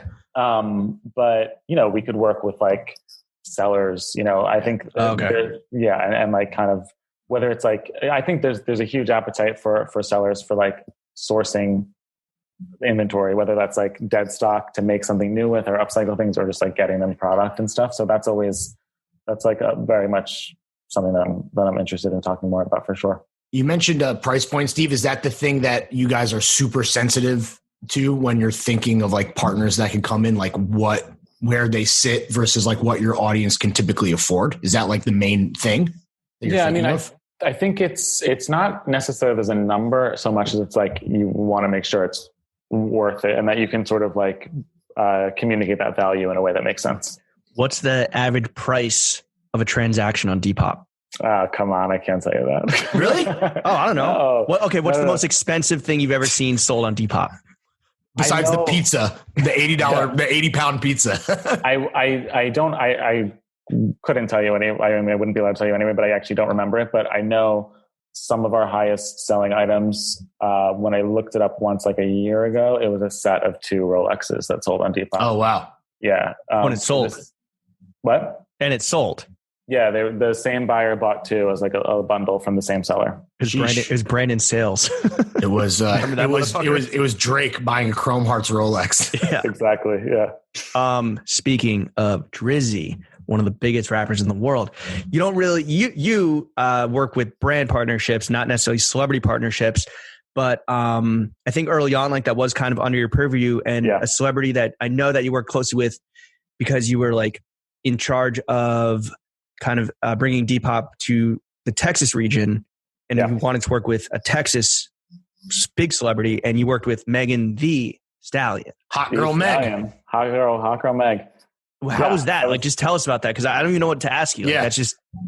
I mean, it was great. We worked with her team, and they were all. It was also at a time when she had like a whole new team. So this was the campaign launched in January of January 2020, and so we did most of it. Like, we started talking to her team in like October, probably September, October. Oh, maybe moved pretty fast. Yeah. I mean, we got her at like the right time because she obviously, she's just like, her profile is just like skyrocketed. She went nuclear. Yeah. But it was fun. I mean, this is like the kind of thing that it's, it like, if you had told me as like a kid or whatever, I mean, obviously I wouldn't know who Megan Thee Stallion was, but if you told me like, you're going to fly to Dallas for 48 hours to like do a photo shoot with Megan Thee Stallion, it felt very like glamorous. I was like pretty excited about it. But no, she was great. I mean, she came in, her stylist had previously bought stuff on Depop, and we kind of knew that. So like, she was familiar with it. She was a super fucking professional. I mean, came in, like, I have never, because, you see from Complex or from, wherever, from writing for other places, you see sort of like some behind the scenes stuff. I've never seen someone come in, and we filmed some behind the scenes content with her where we like gave her like rough of what we kind of wanted to portray in the video. She hit those fucking talking points like one take every single time. It was very She's impressive. A pro. She's a fucking pro. Also came and did her own hair and makeup. Really? Wow. Save you a bunch of money. Yeah, right. So unlike every other celebrity, well, she's smart. She was pocketing that budget, right? That went right back in the fucking hot girl's pocket, baby. So unlike every other celebrity interaction Lawrence and I have had, she was not a monster. Yeah. No, she was great. I mean, it was great too because like we kind of, her agent was on set with us when she was because she got ready at home and then she showed up to set. And so she came and there was like one car that came and her stylists were in it. And then another car that came and had like some other team members. And then we're like, oh, this is probably her. And it was just an assistant with her dog. Nice. Yeah. Well, so did she open a shop? Like what was? Yeah. So she, her shop opened with all the proceeds going to F Cancer, the cancer charity. What was she trying to move? She took a lot of stuff from her own closet, but then also stuff that she wore in some music videos. Oh, nice. So you could have bought things that Megan Thee Stallion like performed in, wore personally. It's like memorabilia, you know? Yeah. Because, if she said some of the costumes or some of the wardrobe from the Hot Girl Summer video, for example, she sold like, she's not going to wear that again. You know what I mean? Like maybe in her personal life, but she's not going to wear it in like the, on stage or whatever. Because it's was that bought by like super fans or like perverts or like Tory Lanez? Was he it was bought by fans. That's good because I who can might be perverts. Let's not shame the fans, right? There's it's called intersectionality. Listen, a lot of our fans are fucking talking about perverts. Goddamn, you know what I'm saying? So is that should be your next Patreon move? Like Warren boxers. Just just showing feet, dude. Warren Stussy, our Legacy Workshop boxers. Yeah, skid marks intact, extra sweaty. Do you have besides Megan? I know like celebrities aren't your thing anymore, but like, is there a white whale celebrity that you would love to get on? Yeah. Yeah. I mean, I'm thinking through obviously like the Biebers and the A$AP Rockies of the world, I think would just like cause hysteria. Bieber to sell some Crocs on Depop. Yeah. Bieber mania, baby. I think like I would love to see, this is kind of not a surprising thing, but like Harry Styles, there's something like Gucci up on Depop. Let's see. You're not going to wear those things again, Those flare pants necklaces up there. Yeah. Have you seen any Throwing Fits merch pop up on Depop yet? I have not. I should have looked before I did, but no, I have not seen it yet. You should have looked. That's pretty cold, I'll say. So those shorts just came out. Someone's some of them are probably still in the mail. The boots are. I will say the boots, and I only know this because I got a notification, but someone was trying to flip their boots on the Reddit and then they immediately deleted it. They don't even have them in hand, right? The body's not even in the ground, man. And it was already, you hate to see that. How did those do? Was it did well with success? Yeah, I was very happy. The Gabagools at the Meatball Factory were very happy. It beat expectations for sure. Like no bullshit. Like we weren't, expected to sell like thousands, but it definitely did better than we thought, which was great. And they were super happy. And we got a free dinner out of it. Now it's just a matter of them nailing the fulfillment. Yeah, now they just got to fucking make the boots and ship them. So good luck. Were they made to order? Yeah, it was all made to order because we're very sustainable. We're heroes too, Steve. Yeah. There you go. Mm-hmm. Who should we see them to in the UK? Yeah, like who's cool. Like a big name that would like fucking move some Gully Guy Leo. Gully Guy Leo. He DJ'd something for us once, and people like lost their fucking minds in New York too. I didn't know he was like. Yeah, he's a big deal. Yeah. Yeah. Get him on Stormzy, Skepta. Shut up. Not Wiley, who we know is an anti-Semite. Oh yeah, that was a tough one. Yeah. Also, just like it's like the JK Rowling. Like, why are you talking? Like, like why are you saying you're rich? Go away. It's all also interesting too because so many like celebrities put their foot in their mouth all the time, right? And then they like backtrack and there's a whole thing. But like Wiley was like doubling down so hard, which I guess is kind of like JK Rowling. She's like. She wrote a fucking book about it. Yeah, wrote a book about she wrote the book on being a TERF, man. What can I say? That is wild. Yeah. We should have sent some boots to King Cruel. King Cruel? I forgot he's British. Yeah. I'm writing that down. Or Jamie XX. Get them all.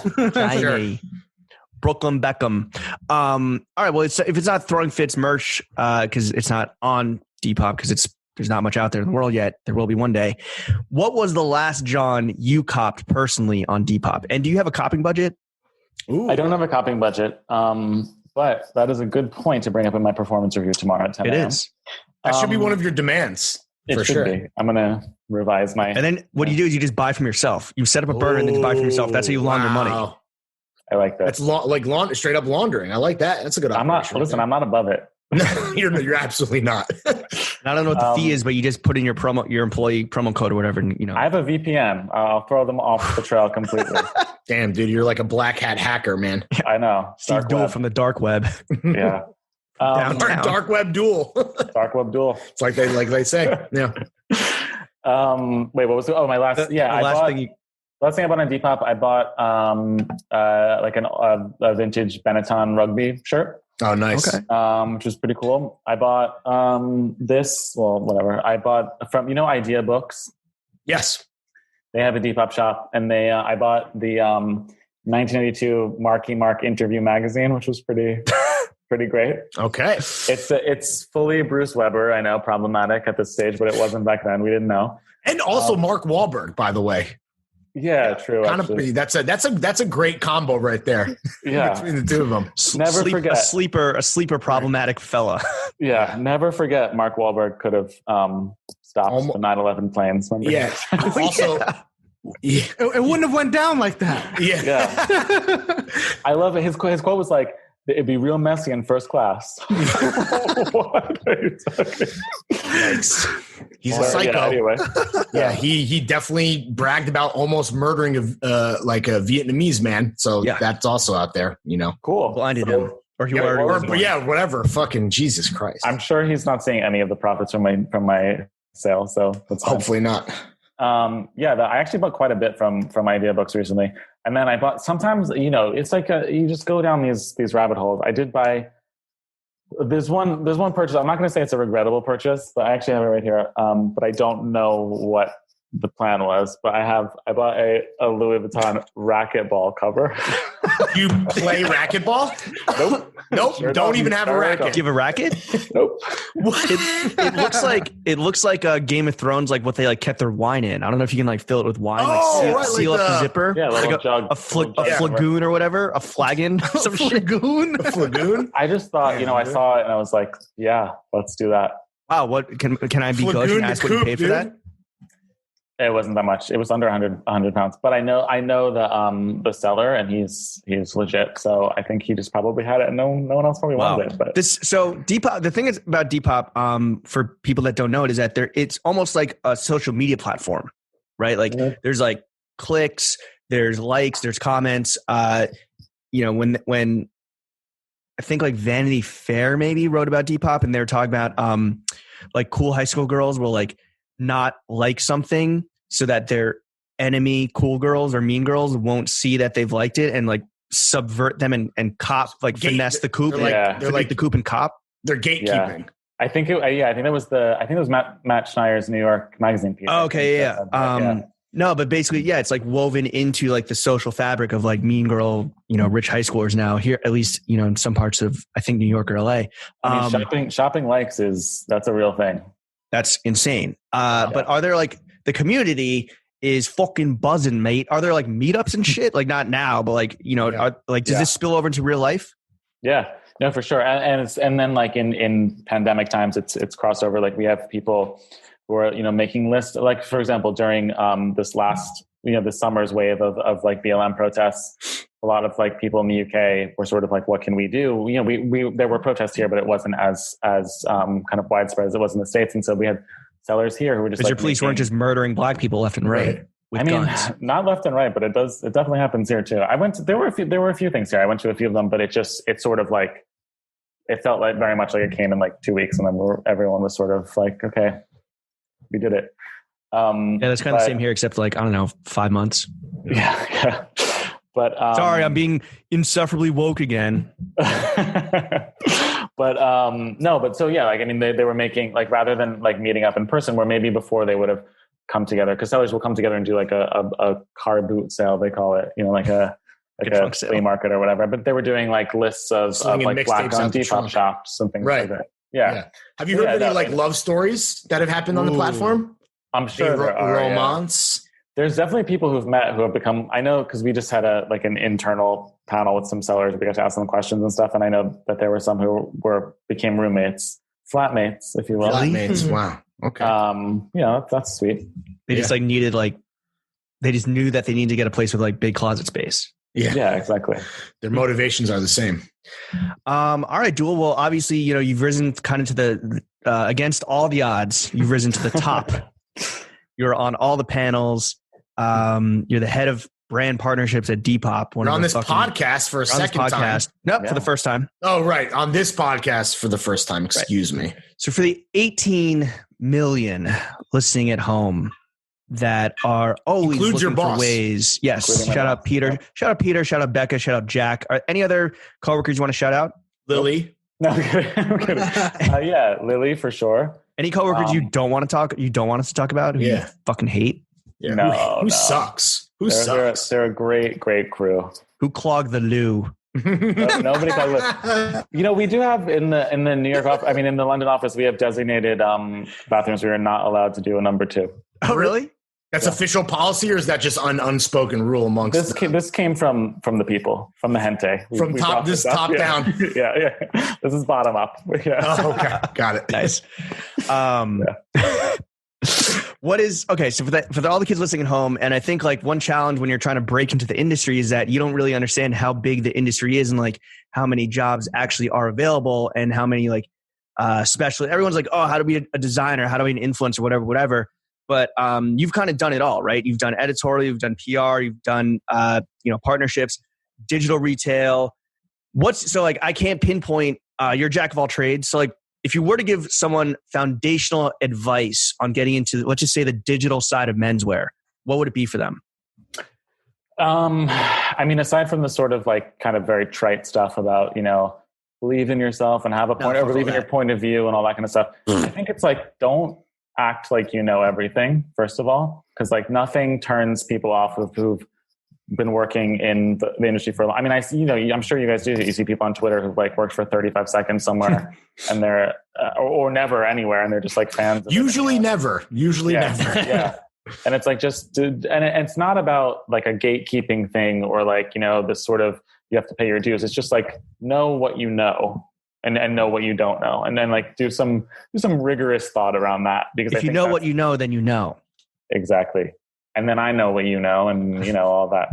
But no, I think that is truly the biggest thing. It's like it's a little bit about staying humble, but it's mostly just about like keep doing what you're doing, but just like don't assume that you know everything, and don't wait for an invitation to learn more, but like just kind of try to understand exactly what is going on and not just what you think. Well, let's talk about specifics. Pipe down and listen. The adults in the room are talking. Yeah. Speak when spoken to, but not really. Speak when spoken to, little boy. Yeah. But like, what specifically, kind of like being on the cutting edge of where technology and fashion and community building meet. Like, any thoughts there? Or is it kind of the same thing? Are there more just trite bullshit? No, in terms of like understanding the importance of community and things like that, or like how someone gets a leg in the door. I think it's more. Because the technology and the intersection of technology and fashion has like never been moving quicker and like developing quicker. So I guess it's more like, how do you kind of get up to speed and then actually get on the moving train? Yes, I think an opportunity. You have to really be a user first. For like just Depop specifically, like we hire from within our community all the time. Oh, really? Yeah, for sure. That's definitely great advice for sure. Grail too. That was the same thing. Yeah. Yeah, like get on there, use it. Users and like, tap in. Yeah. And you don't have to be like the top seller in the world, but like having that innate understanding of how it works and bringing that to a job interview, for example, and having some real tangible experience that can inform how you answer questions and all that kind of stuff. That's the way to go. This product knowledge comes from, right? You got to fucking use it. Yeah. I can tell you this, like our product team, when they're thinking about new features, 90%, sometimes it's just like back end stuff that like, you wouldn't know unless you work there, but like 90% of what we do comes from feedback that community members have given us. That was my biggest beef with the pilot of Emily in Paris. It's like, I'm the social media expert. It's like, bitch, you have 38 followers. Like 32. Yeah. Yeah, there were some plot holes for sure. All right. I think the most realistic thing is that she was insufferable and her captions were fucking stupid, and yet she still went viral. That tracks. Also, it's not 200,000 likes. It's not cool to be taking photos of like other people's kids without permission, or like people like and like posting that shit. Like that's probably illegal. Maybe not in France, where it's, a nation of perverts and pedophiles. But here in America, that's where we draw the line. Yeah. Thank you. Well, Thank you guys for reviewing the efficacy of Emily in Paris. This is important shit. If they could just frame it that she was an anti-hero, the show would be perfect, like great. Like if she was the villain, you know what I mean? Oh, yeah. Because she is fundamentally a villain. Walter White in Paris. All right, Dool. Thank you for indulging us and spending an hour and a half talking about ourselves. Let's move on to the second topic of this podcast, which is, of course, what makes the world go round? Money. Sure. Ka-ching! So I don't know how it is over there, but here in America, we, Lawrence and I, have revolutionized the entire perspective around, salary, transparency, money in general, knowing your worth. It's because we've been doing this since day fucking one. It's very important that people understand, their value in the marketplace. And if we continue to hide this from one another, then how are we, the people, ever going to rise up? So my question is, how much money do you make? Yeah. Not in telling US you, dollars. but I will tell you that. Well, tell us in pounds and we can convert it. We won't be able to. I'll tell you in Australian dollars, it's like 27 million. No, I think, but what I will say is like we did do internally like a banding or like a leveling exercise. Oh, nice. So nice. we don't know I don't know specifically what my colleagues make, but I know based on their position what the like bracket is, and that was, I think that's useful. So you can't do that bullshit where it's like, look, we can't afford to give you a raise, but we're going to give you a title change. It's like, no, the title change comes when I enter that band. I enter this new range of salary. Yeah, and it also like it like inherently came with explanations as to why that was. You know what I mean? Like why the decisions were made like that. So that level of transparency, I think, is good. I mean, I think if you can work in a place, I think it's hard to sort of retrofit that a little bit sometimes when you're, especially in a company that's like growing and people are coming in at all different levels and not necessarily like the level that's equal to where they were before. I remember BuzzFeed had to do that. They tried to retrofit a pay band structure. It was a fucking nightmare because they're already like a 50,000 person company or whatever at that point. Yeah.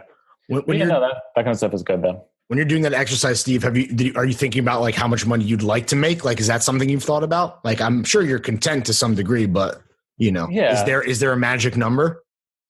More is the magic number always? More. No, I think like, I mean, I thought about it. It's also, it is really different in London, truly. Like the cost of living here does seem, I mean, Manhattan and New York in general is ridiculous. You know what I mean? Like, it's just like, it's like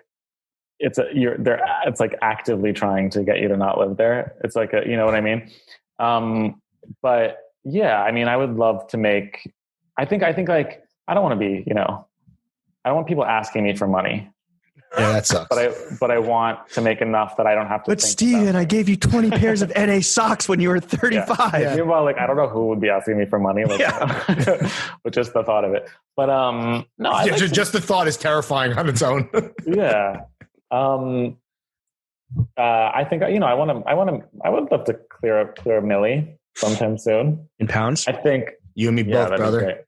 I think in there's also like other real things that, I mean, I'm not going to say no to a paycheck for this reason, but like my salary here affects the taxes I pay in the US as well. Sure. So I still have to pay taxes in the US. Oof. So like it starts to get real at a certain point. Pretty soon you'll be on the dole. Yeah. Double taxed. Well, when you're not taxed by Uncle Sam and Uncle Boris or the Queen, what do you like to spend your money on besides Louis Vuitton racket cases, all covers? Yeah. Besides John's, what are you spending your money on? Even though we're in a fucking pandemic. Right. Yeah, normally it would be like going out to eat or like going out and at like night. Like that is really truly, and I mean travel too, because but you can travel so easily to like the continent here without spending a ton of money. Yeah. I like traveling and stuff is good. I don't like to stay in like the 5-star, like a nice boutique hotel more.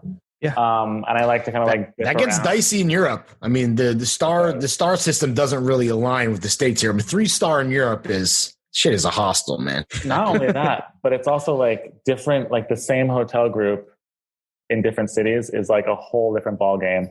Like there's this one hotel that I used to stay when I used to go to Pitti, the NH hotel in Florence, which is gorgeous. It's like, I literally had a stoop in my room. Like that was like a staircase to a window in my room in one place. And it was great. And then I went to the one in Milan and it looked like a Howard Johnson, you know, like it was just like not the same vibe at all. But, different. But yeah, no, that's good. I missed that part of the whole thing, like the traveling part. Yeah, for sure. Yeah. All right, let's move on to the third and final topic of this podcast before we get into the segments. Meats and cheeks, sucking and fucking. Yep. So you told me that I said, "Hey, are you booed up?" And you said, "I have a pandemic boyfriend." So is pandemic boyfriend? Is that British slang we don't know, or does that mean what it means here, which is you were forced to commit to a kind of lukewarm relationship by the global pandemic? No, it wasn't lukewarm. It was heading in that direction, but it got accelerated though by the pandemic. Yeah, I mean, so basically we went on a few dates at the end of last year, and then he went to Sri Lanka for a month, for the entire month of January.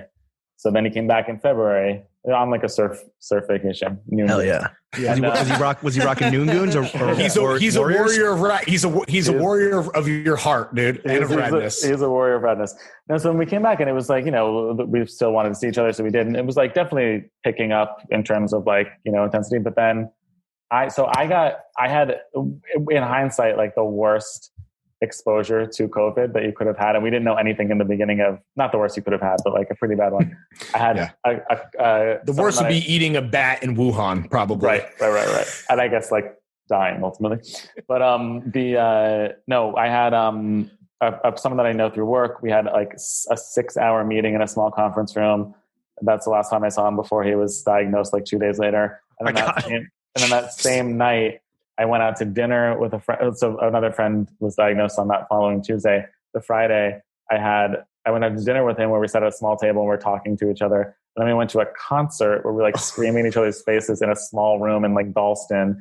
And then I came back to my apartment afterwards, and I was going to another party, and I like didn't realize how late it was. So we shared a beer to finish it before we left.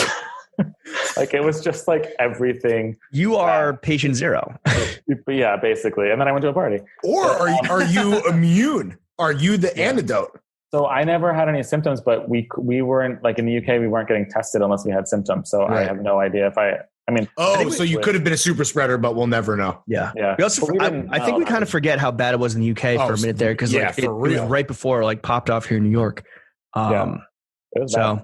All right. But anyway, no. So I had to go into self-isolation before we even had lockdown for 2 weeks. And so therefore, my boyfriend did as well. So because I saw him at the party later that night. So by the time we got out of that, we had like 3 days basically before we knew lockdown was coming. And so we're just like, are we going to do this? And so we did. Yeah. You did the damn thing. And I basically like moved into he had just bought an apartment that he was renovating. A flat. Sorry, that he was renovating. He literally got the keys on like the February 15th, and we went into lockdown on like the 9th of March or something. So when I first went over there was no floor. Thankfully that was in before lockdown. But no floor. We had no. It's the opposite. No ceilings. Yeah, but literally no. Like in his like living room, they tore the floor up, and there was dirt the first time I went over there. God. But that was prepared. But then he didn't have a kitchen, like a fully functioning kitchen, for the first like 2.5 months of lockdown. He rope you into any of the renovations? Manual labor? Like, you're like, you got to pay your way, buddy. I did. I painted a couple things, but also like he has a really big backyard for London, really big. It's a big old. Like an actual backyard. Yeah, not an ass. Yes. Yeah. So I mean, not a dumper. That was a lifesaver, because there was a while where like we were only allowed to leave for an hour a day. Yeah, your shit was strict. Yeah, dude. Not like here where it's just it was mask on, mask off, whatever you want. Yeah. But I lived so I used to live like in Shoreditch, and he lives in on the west side of town. So like it would take, and this is before I had a bike or anything, so like walking would take like 2 hours from one to the other. And like there was a couple of times when I forgot I needed stuff from my house, and so I was just like, well, this is going to be my like hour of state mandated exercise. I'm going to go home and like pick up stuff, but I would put on running gear and like have a backpack just in case like a cop stops. No, Bobby, I'm out for a jog. Yeah. It was a little ridiculous, but all right, well, that's cool. Meats and cheeks. That's a wrap. All right. So Chef had to bounce, unfortunately, but Chuck is still with us. And in this next segment, 30 Seconds of Thirst, we're going to take Chuck. We're going to make sure Chuck's awake, right? Yep. We're going to unmute him. And then we're going to turn the floor over to him, and he's going to pitch you on anything, ask you a question about anything, open mic night.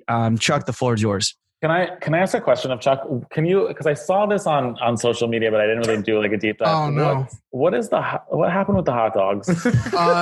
James stupidly thought that I couldn't eat 24 hot dogs in 24 hours, and so I ate 24 in like 12 hours.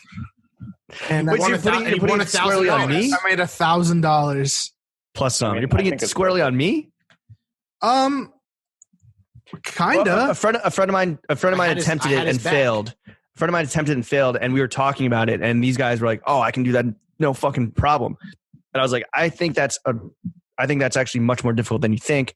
So it became this fucking back and forth, and Chuck was just like, "Fuck it, I'm gonna do it." Very, very. Are we talking like just raw dogging it? Like, is there relish? No, there was buns and there was ketchup. 24 buns. You could use whatever condiments you want. The only rule was there was no dunking in water like the professionals do it. No vomiting. Yeah, and no vomiting and no What's laxatives. the guy's name? The one from the Joey Chestnut. Yeah. So that's what happened. Number one and number two. Super, great. just typical kind of riveting content that we put out here at the only podcast that matters. Thanks for asking, Steve. Just lads, boys being boys. Lads on tour all fucking day. You know the vibes. I was gonna ask. So we talked about like the cultural shift, like when you moved, but I want to know about like the personal shift and like the personal transition, and if you were like lonely when you first moved to the UK, and if you would ever move back to the States. Yeah, I'm keeping things open. I'm a fucking free spirit, Chuck. So, but yeah, no, I would move back to New York specifically for sure. I want to stay here for a while still. There's no plans yet, but yeah, I mean, New York is like, it's home. It'll always be home. But yeah, there were definitely times in the beginning when it was like, I was like, I just want to go out with someone that I know, like to get a drink or something, or more so like it took a while before I had the sort of friends that you didn't have to plan in advance. Yes. Like you could just call someone and be like, it's like 6 p.m. You're leaving work. Do you want to grab a drink? That was always I did like a lot of movies alone. But I mean, it was also just like, I kind of knew that. I think it would have, if I had gone when I was like 23 or something, that would have probably drove me crazy, but it would have also probably been easier. When you're 23, you like just walk into a bar and you can make friends very easily. When you're like in your 30s, it's a little bit like, who's this fucking weirdo that doesn't know anybody, Are you asking that, Chuck, because you felt similarly when you first moved to New York? Well, I had you guys, and then my roommate was like my best friend. So yeah, like I didn't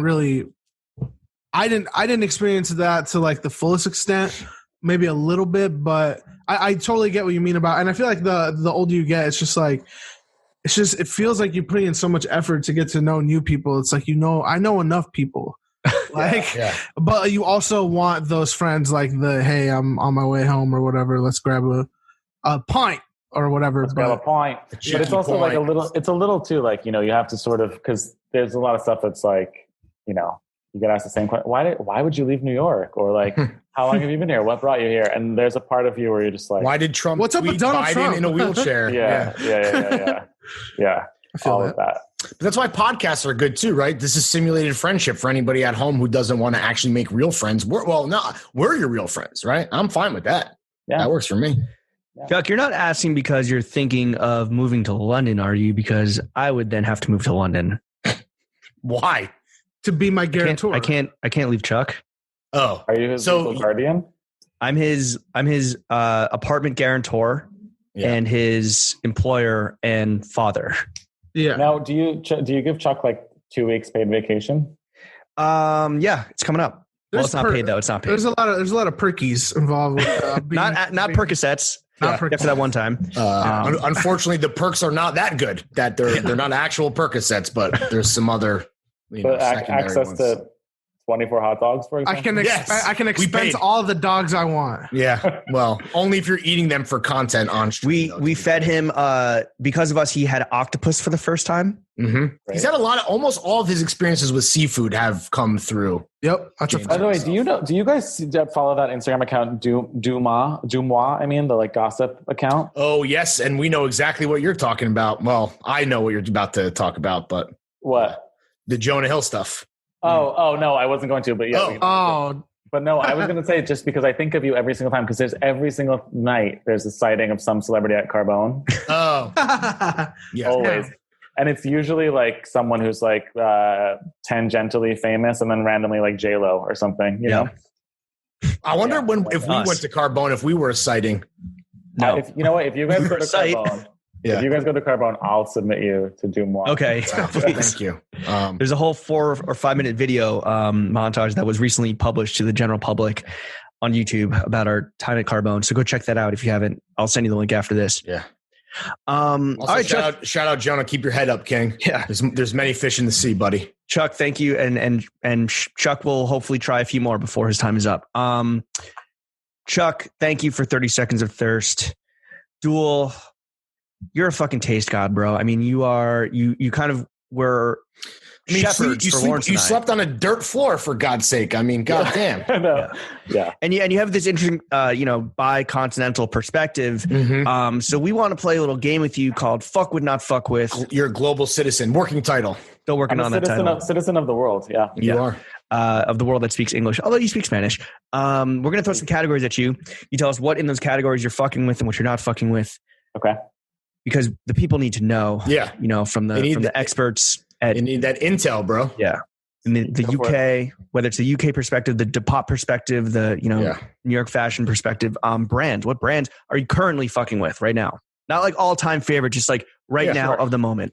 So I am fucking with, I like Nicholas Daly. Are you talking about fashion brands? We'll start with fashion, and then it could be Yeah. any lifestyle stuff that like you just really love. Okay. Yeah, I really like Nicholas Daly of late. That's my, UK Plug. plug.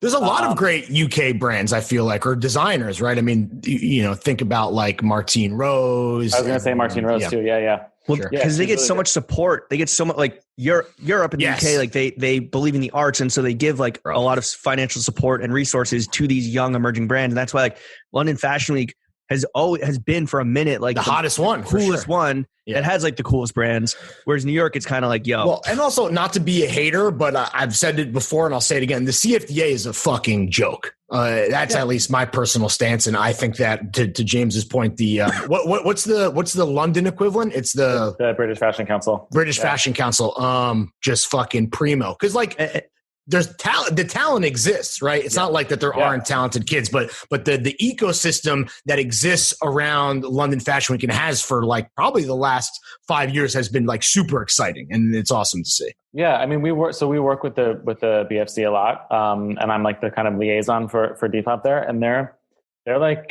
very committed. Shout out to Tosh and Sophia and Millie, my homegirls. you Millie rock on shout-outs. any block. Yeah. They're good. I mean, like even like this year, with like COVID and stuff, they collapsed all of their like the fashion funds that they do and like New Gen into one COVID relief fund. You know what I mean? They were just like, and they did it quickly and then like allocated those funds quickly as well. So I But think these names you're talking about, that Nicholas Daly, Martine Rose, they all come from like they're all like BFC supported, I believe. a lot of them are, yeah. And then like in different, to different degrees, depending on kind of where they started and stuff like that. But yeah, like, Grace Wills Bonner is another one who came up through that system and is Craig Green. There's a lot. There's a ton. It's really impressive. Yeah. And there's some that are definitely like not commercial at all, but they're also still supported, like, like art school or like, what is the one? Central St. Martin's kids? Talk about Yeah. But there's like the brand art school. Like, sorry. Yeah. But yeah, no, definitely the fashion schools too. But like, they're never going to be like a huge commercial brand, but they still have their kind of way forward, which I think is good and kind of important. And I don't know that that's the same in the States. Like there's that kind of like value on like the ones that are just doing, It's interesting stuff. sellability. Yeah. There's not really that feeder. There's not really that pathway. That's kind of, well, and I guess you could argue that like you don't need the industry and you don't need those cosigns anymore. But I think that if there's ever kind of proof that that can be a good thing, it's what's happening or has been happening in London for a long time. It's kind of like where if the government, cares about the well-being of its citizens, even gave a shit remotely, then maybe we wouldn't be fucking dying over here. You need like retail support too. Like like in London, there's Browns that sells like a ton of Selfridges, Browns. Selfridges too. Yeah, there are places that commit to. I mean, it's like how opening ceremony in Barney's to a degree. And R.I.P. to both of them. Yeah. What other brands are you fucking with, whether in the fashion space or outside of it? I mean, I still do. I fuck with Noah still. I just think it's a good brand. I like it. It's not like they're not like changing the game in terms of aesthetics, but they're just like consistently good, and I appreciate that. They stand and they stand for what they like. They stand for a lot of things that they like unabashedly believe in, and they don't care what the potential blowback could be because like they get political as fuck, right? And like they wave that badge of honor. Is Noah as big over there as it is? Like, is it as common over there as it is here? Or is it? Well, when you say over here, you mean in New York, James, or in Brooklyn? In the UK, is it as big? Because here it's like huge. Like you see Japan. Noah, like anytime you walk out the door, you see someone wearing Noah. Like, is it as big in the UK, or is it still kind of percolating up? Because obviously, they're here in New York, they're from Long Island.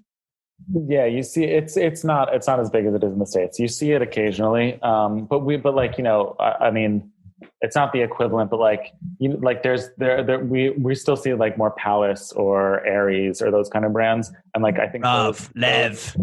Like those kids haven't found Noah necessarily to the same degree that like maybe like a Supreme shopper has found Noah in New York, if that makes sense. Right. Yeah. Wow, I forgot. For some reason, it totally slipped my mind that Palace is from London. I just completely forgot. What else? Anyone else you're fucking with right now? The cheekiest cunts of all. Yeah. The cheekiest cunts. Palace. I don't, there's also some that I'm like circling and I like them, but I haven't like, I don't own a Loewe piece, but I'm like, it's tempted me a few times. Same with like Evan Kenori. Like I like him, but I don't own anything by him yet, but I'm like, I'm watching you. Did J Dubs come up through the BFC system?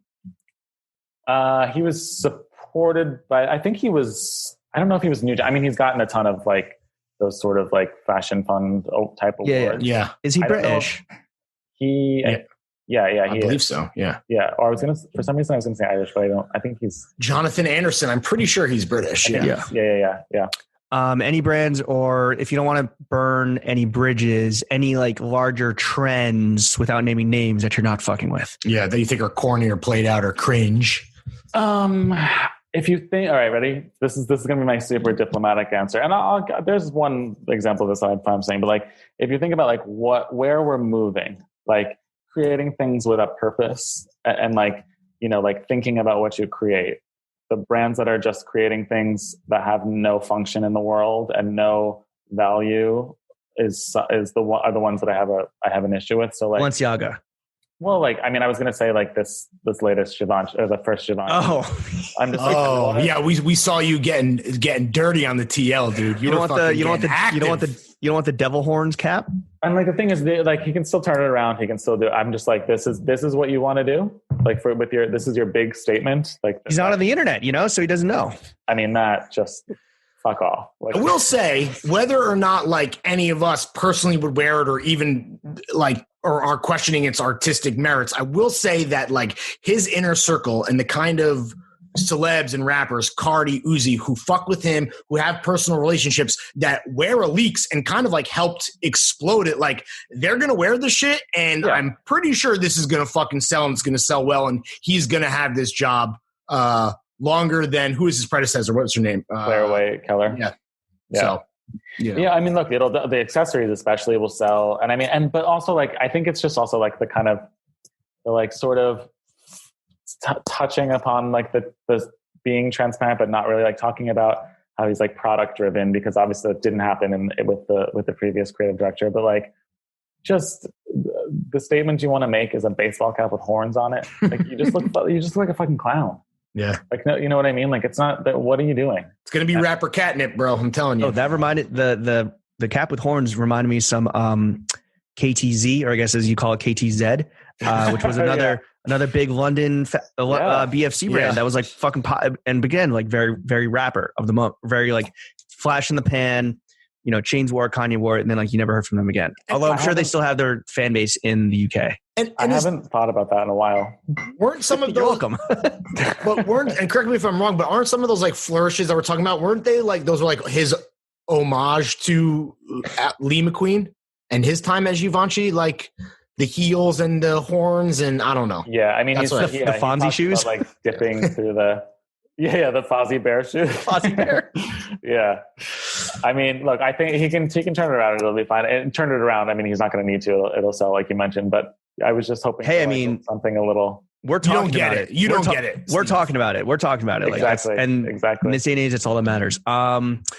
Anything else you're not fucking with, or should we move on to footwear? I'm not fucking with Amazon Prime Day. That's today. Yeah. Is it today or is it tomorrow? I think it was yesterday, today. I think it's like all week. Well, also this episode is coming out in the future, so Oh yeah. it's the day that we're recording it. We could just say it's today, the day we recorded, but it won't matter at all to whoever's one will listening. know. Fuck you, Jeff Bezos. Yeah. Yeah. No brands. I think. Yeah. How Those are- popular is Amazon in the UK? I mean, I Very. obviously know it's a global empire, but is it like, does it have a stranglehold over like people like it does in the States?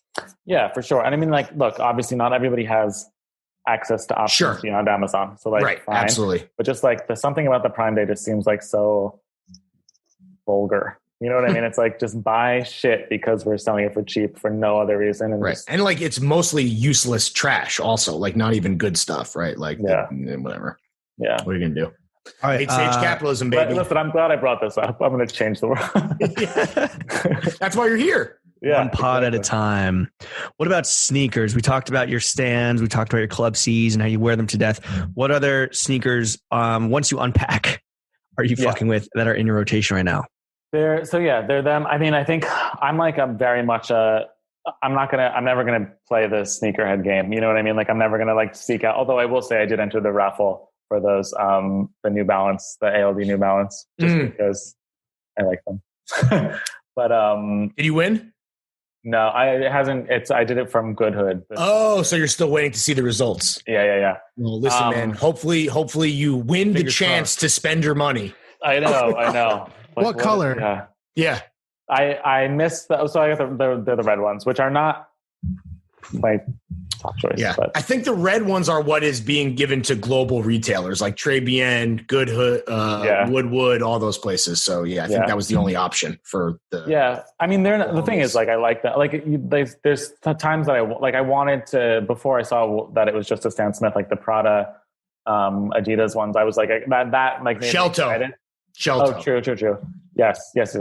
But to the point where I was sort of like almost a little bit stressed about like the idea of having to find a way to get them. And so then when I saw what they were, I was like, oh, it's fine.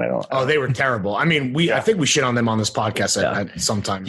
What about just like what's popping in the UK that's not necessarily you're into, but the kind of like you see, like, let's get a trend report from the Eye of Dool. Yeah, man on the street. From like a sneaker perspective. Yeah, Lad like on the what's street. going crazy in these streets, bruv? Is it the same shit, or is there a UK like whatever a UK specific shoe like an Air Max Plus or something? Air Max, especially like where I used to live in Shoreditch, just because it was like a little younger. I live in West London now, and it's not quite as like It's a little posh. it's not quite as young, but like A bit Air posh. Maxes were everywhere. I mean, every other person had an Air Maxes, and to be honest, Air Force Ones. They're all over the place. I saw a lot. It really is the perfect sneaker. I think that all cultures and creeds agree. There was a lot of like the shops on, as we say, like the high street. You know, like the sort of like the sneaker retailers that are like the Foot Locker equivalent, basically. There was a lot. There seemed to be like a big push around the Blazer, the Nike Blazer, but I didn't see it in like the wild as much. But I mean, you can't, like before, when like I was still riding the Tube and stuff, like you couldn't enter a subway car without seeing somebody in some Air Force Ones or in Air Maxes. It's just like it's very, very prevalent. Recently, recently, like I've been seeing more people wearing Chucks as well, which I hadn't really seen before since moving here. I don't know if that's just like I didn't notice it before or what kind of happened there, but I've been seeing more of that in London too. Besides the Fozzie Bear, I guess it's not a sneaker, but is there any like thing happening in the sneaker world, whether in the UK or global, that it's just not for you, like that you're not fucking with? Besides just the general all clown college of like the hype cycle and kids like getting suckered into spending their money, and grown men too, and women. I think, a little bit. I mean, like, I kind of feel like I've aged out of like anything that has like too much happening. Like, you know, like, I mean, I definitely didn't hit the disruptors, the Fila Disruptor phase, thankfully. Although I did get sent a pair, the A-Life Lab. But yeah, I get like nothing. There's like, you got disruptors. You might as well, honestly, you're better off with nothing than getting disruptors, dog. And it was the A-Life disruptors as well. Oh, shout out A-Life, but that's tough. They arrived to my flat, and I was like, I'm glad that I've still kept this straight to the bin. Wait, so here's a question, Steve. The Nike Dunk, right? Like, and all of the collaborations, like that is fucking dominating the conversation out on this side of the Atlantic. Do you see dunks also? Like, is that something like whether it's Travis dunks or the Grateful Dead joints or any of that shit? Is that popping off over there too? I've the Grateful Dead stuff. I've not seen any like UK people talk about it as much. Like everyone who's talking about that I've seen like on my timeline and stuff is from the US. Right. Just Mordecai. Yeah. But like, I mean, Nike, or as some people say here, Nike, which is just wrong. But like, yeah, I mean, it is the conversation. Are kids over there obsessed with Travis Scott too? Because that's like sad that he's a global icon at this point. That's so sad. Did you guys get the McDonald's meal? Yeah, I don't think we did. No, I could be wrong about that, but I don't think we did because like I feel like again that was all like the US. You didn't get the Diplo like 8-layer breakfast sandwich or whatever. Is that real? That's a joke. Was it? Yeah, that's not real. Oh, see, that's how ridiculous it is. You can't tell what's fucking real or not anymore. The new one, the new partner is Jay Balvin, and then it'll be somebody else, but it's not going to be fucking. I think the Diplo thing was a Photoshop or whatever. Okay, well, wait, what is Jay Balvin doing? The same thing. His is Big Mac, no pickles, and a free Oreo milkshake. It's a free McFlurry. Fries. Yeah, that's it. His thing is you get a free McFlurry because the Travis Scott meal is super cheap, right? That was the big thing where it's like whether you want to get it because it's lit, you just get a cheap meal, right? And the Balvin thing has a free McFlurry, which is cool. I don't like hate on it that much because it's like people just want to be a part of something and you know what I mean? Like, and it's easy. And like, there's so much of this conversation that's just like completely inaccessible to the average person. Like, right. 100%. And you can't get some of these sneakers. Well, that's why the marketing is genius too, right? For like this whole program for McDonald's is genius because it is impossible to get Travis Scott SBs or Jordans, but like any fucking kid can like walk in and get the fucking streetwear hip hop burger, right? Like, well, it's also that McDonald's has to spend zero money creating new product. Right. They just take whatever. They just give you barbecue sauce instead of ketchup. Zero R&D went into this at all. Yeah. It's pretty genius. What about let's get into non-sneakers. Maybe a world that we kind of enjoy a bunch. What non-sneakers footwear are you currently fucking with, Dool?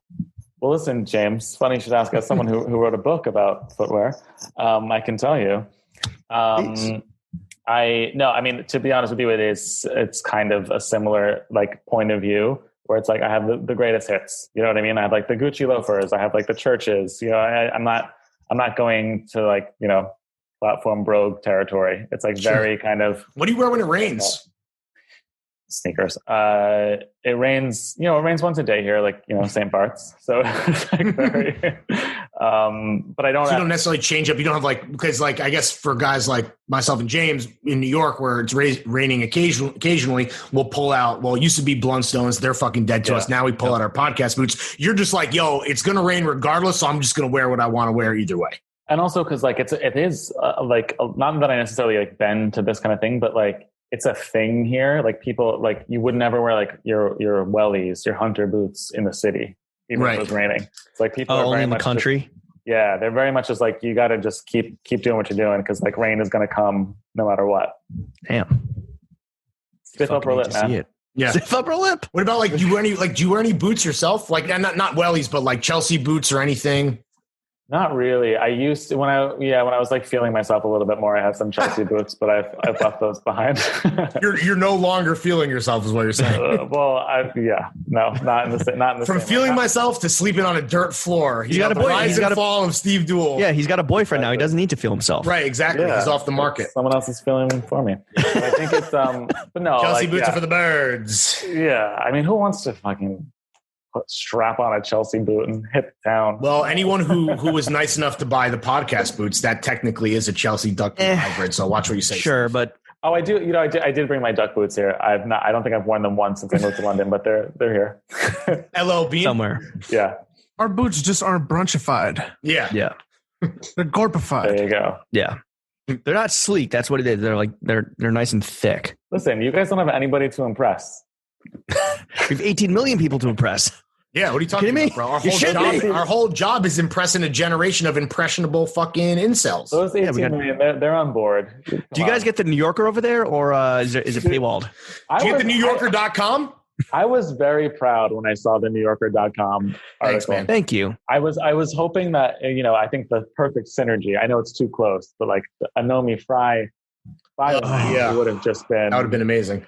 We've only asked her every single time we've ever seen her. So Well, here's the thing, right? So she's mainly she's a staff writer mainly for the magazine now for print, and they were like, "Hey, do you guys want to be in the New Yorker magazine?" And we go, "No, Exclusionary. we're Bernie boys. We are the people's champs. Bernie We want to be. boys. We don't want to be behind the paywall in the walled garden of content. We want this to be accessible to everyone. Please make it. We demand that you make it digital, available to everyone. Leave us out of your fucking walled institution magazine." Yeah, James and I just making demands to the New Yorker about our profile, Listen, and that you're- was definitely one of them. Listen up, Remnick. You're a mensch and a comrade, All right, Dool. I want to play a little game with you before we get into the final segment of constructive criticism. But first, we're going to play Last John, Next John. Yeah. We want to know, we talked about the racquetball cover. So besides that, and it doesn't have to be Depop exclusive, we want to know what was the last John you copped? And then what's the next John you got your eye on? And I guess we'll just start with the last John that you copped. At full price retail, even though it doesn't matter because you get full Retail exclusive, yeah. Not Okay. free, not flow, Yeah. not A Life Disruptors. Listen, that was my last my last seating moment, and so that was probably Yeah, talk about going out on the fucking bottom, my guy. yeah. Do you miss that? Do you miss getting being like a hotshot editor? Because I feel like you were never really about that in the time we overlapped at Complex. You were never like, you got everyone got stuff, but you weren't you weren't like scheming Yeah. because you're a classy fella. I wasn't scheming. I always just felt like awkward around it a little bit and like a little like embarrassed in some way. Which is funny because I have no shame in the rest of my life That's true. at all. That's very true. Well, if you're gonna be like classy in one area, that's the wrong one to pick, but at least you know. got it somewhere, I will say the best thing was right before I left, like maybe I had like 2 or 3 months before I left Complex, and I was on the Adidas seating list, and I got a shit ton of Adidas, which was really great. And then like Vans started to, and then I left. But Mr. Porter sent me a bunch of like skincare stuff, which was amazing because it was stuff that was it's like La Mer and shit like that. That's like $500 a thing. Yeah. And then I also got on the Unilever seating list, which I got to tell you, that is the way to go. And then I went freelance because I left Complex because I knew I was going to move to London, but I had to go freelance for like 9 months or something. And I went freelance. And when you're freelance and you're not necessarily getting paid on a regular cadence, having a deep supply of deodorant and shampoo is the way Yo, to be. I shit you not. I still have a ton, and it's probably all expired now. I don't know if that stuff can expire, but I still have a ton of like bathroom and grooming products from Complex because you would just get bags from like Kiehl's. Yeah. I was on the Kiehl's seating list, and I never wrote about them, never got an email from them. I just would get fucking bags of like creams and shit, and I still have them. Like the plan is to go through them one day, but I don't know. That free table at Complex was what, like the Derek Jeter cologne that seemed to be there, like every. Wait, sorry. What was the question? What It was the last John that you copped at full retail. The last John was definitely the rugby shirt, the Benton rugby shirt that I thought. I went to Paris just before lockdown and went to Bon Marché and randomly bought a Calvin Klein like top coat, like a plaid top coat that I really liked. Steve Dool in Paris. Was that RAF Calvin Klein or post RAF? It was a period where it definitely wasn't like a noticeable RAF design, and it certainly was on a RAF price point. Right. I think it was that weird thing where they were like still making stuff, but you weren't sure who was making it. Right. By design. Yeah. We didn't know who designed it. Yeah. Yeah. Yeah. Then, no, that's it. And then what's next? the next, John? What's in your sights? Yeah. What I'm currently mulling over, which is like in a tab open on my screen right now, is there's this Drees, another coat. It's like, and actually another plaid coat, which now that I say that, maybe I don't really need it, but like a Drees top coat for the winter months. Nice. That man can make a fucking coat. He can design a garment. That's for damn sure. Yeah. Is it floral? Oh no, it's plaid. You said Plaid. Yeah. Right. And then I actually just got, this is a little, out of my normal thing, but I just got an invite to the Dunhill sample sale. And I feel like I can find some things there. You could definitely do some damage there. Dunhill is definitely like that's a heritage British brand that is a little underrated. Kim Jones famously was the creative director for Dunhill for a while there. So who knows? Maybe some archive pieces will find its way onto your back. I've been looking for just like the kind of perfect double-breasted, like navy double-breasted gold button blazer that I had when I was like 10. Mm-hmm. And there's like, Drees actually made one like last season that I really liked. But I didn't get it. They had it at like Liberty and stuff, and I just like didn't get it. And then Rowing Blazers had one that was just like a little pricey for what I thought it should have been. But did it have some crazy lining too, or was it? No, it was like it was just like a very straightforward kind of thing. But yeah, so yeah, I think those are gonna be my next one. I mentioned Nicholas Daly earlier. He has this like waxed cotton parka that I really like. That is actually like useful, so that might be on the useful. So you just got outerwear on the brain. Yeah, I know. I think it just got cold here, so it's like it's that makes sense. And who knows? Maybe I'll be forced to get those New Balances if I win that. Oh yeah, right. If you're so lucky, and then you can flip them on Depop for like $1,000. There we go. Yeah. All right, Dool, before we kick you out of here, because we know it's late over on that side of the pond, you're obviously thriving. It took leaving America for you to finally find great success. Yeah, I think is what this all boils down to. But we think that you still have even more potential, even more room to grow. So we want to offer up some constructive criticism from an American perspective. Think of this as our Jimmy and Larry in Paris moment, where it's like, we might not get the UK culture, what's going on, but like we got some fucking ideas for you, and take it or leave it. We won't be mad if you ignore us, but again, this is just to help you. We won't be mad. We'll be insulted. Yeah, we won't invite you back until we trash this podcast and have to start a third one. Right. But this is really just where you are. It's how you're going to shine. Lawrence, why don't you start it off? Have you ever thought about finishing what COVID started and just assassinating Boris Johnson for the greater good? No, I have not. I like to give people a gracious exit. What is he like as a leader, as someone who's living in his world? Like, just real quick, what's the headline? This is like people asking, you about Trump. This is us asking you about Boris Johnson, right? Like, you live there. What do you think overall? What's your review? He can. My review is that he can he can deliver a coherent sentence. Okay. Can he? So we're like a slight step ahead in that regard. Yeah. And this is not, it's not here and there, but the fucking hair, it's like such a public school boy thing to have this like messy hair. Right. And it's wild. Every time I see it, I'm just like, you're like, this looks like fucking shit. It's just like a toddler. Yeah. He is like I was in London randomly on a press trip. And when he was mayor, was Boris on it as well? Yeah. Boris was mayor. And it's when he would like fucking bike around, and he had like the crazy, and he was just like a joke. Like no one took him seriously. He was like our de Blasio. But he's like a normcore god too. Like it's like, those kind of, even I think now, even though he's like fucking prime minister, like his weird normcore, like kind of gorpy fits are. That's all very. I don't want to say they're fucking good, because I don't want to give this man any credit, but like, I mean, is that the case that he's like acting and dressing and talking like a normie or a dummy so people like kind of underestimate him, and then so he can just do whatever he wants? I don't know. I mean, he's definitely. It feels a little bit like, at least you know what, like with Trump, you know what you're getting because he's such a fucking buffoon, right? That, like he's just outwardly racist. with Boris, and this probably has more to do with me being an American here. Sometimes like he says things and you think like, oh, and then when you really think about like it takes a second. It's not so like in your face in the same way. There's some more subtext there. Yeah. Which makes him like arguably right. It's more nefarious because you don't know exactly what you're getting for sure. Yeah. If the MI6 is listening, this is a parody podcast. This is a parody pod. Yeah. How would you assassinate Boris? No. You know what I would do? You know what I would do, James? Kill him with kindness. Oh, hell yeah. It's the best revenge. The best way to do it. Yeah, exactly. Just get kind bar and just make him choke on it. All right. All right, I'll go next. Dool, I know that Depop has a space, a creative studio space in New York, right around the corner from my favorite banh mi spot, Saigon Deli, and right around the corner from the homies at 18 East and 316.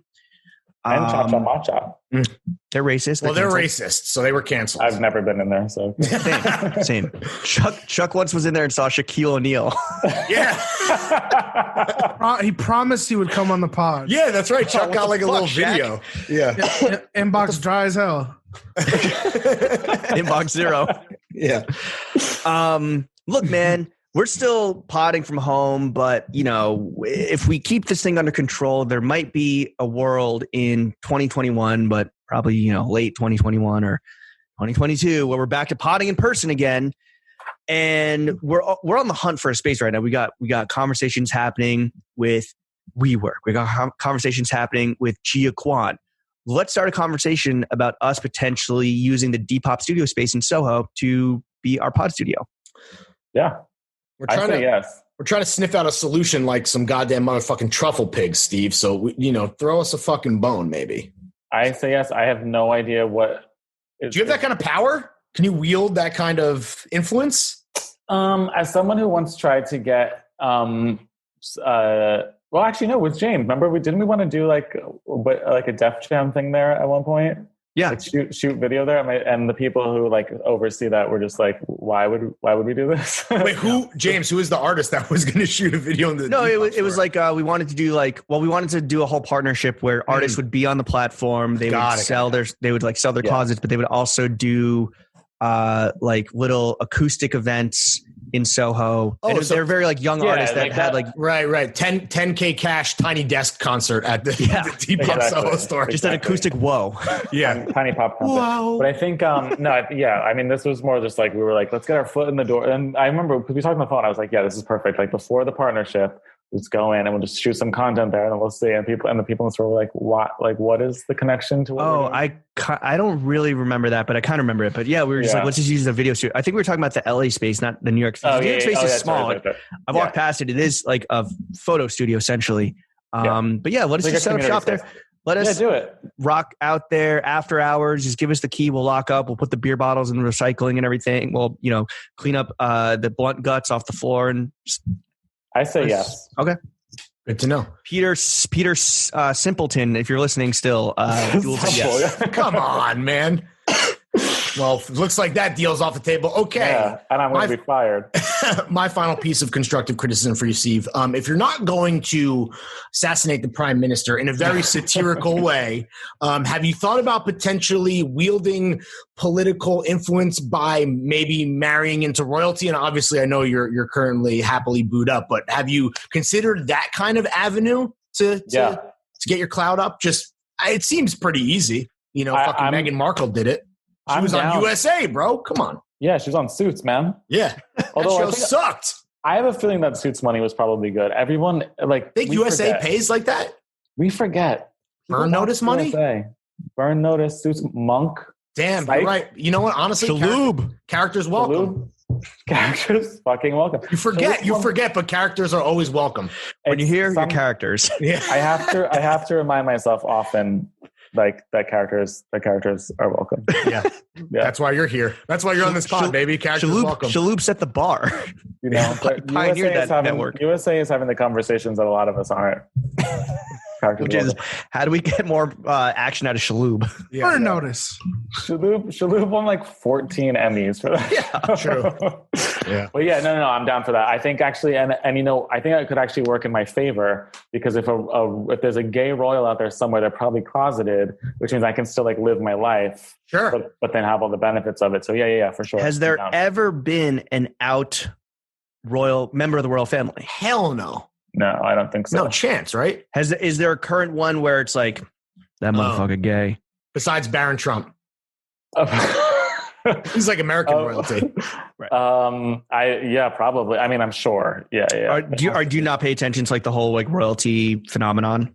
No, I'm like the Queen seems chill. Yeah. That's But Do you James, think she smokes weed? Or CBD? No. she loves green. She wears a lot of it. But I also like.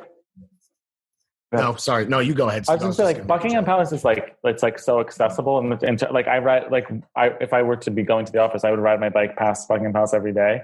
But like, it just feels strange. Like the White House is, like behind like the lawn, the lawn or whatever it's called, the mall. I don't know what it is, but it's like so far. No, what is that? The lawn. Yeah.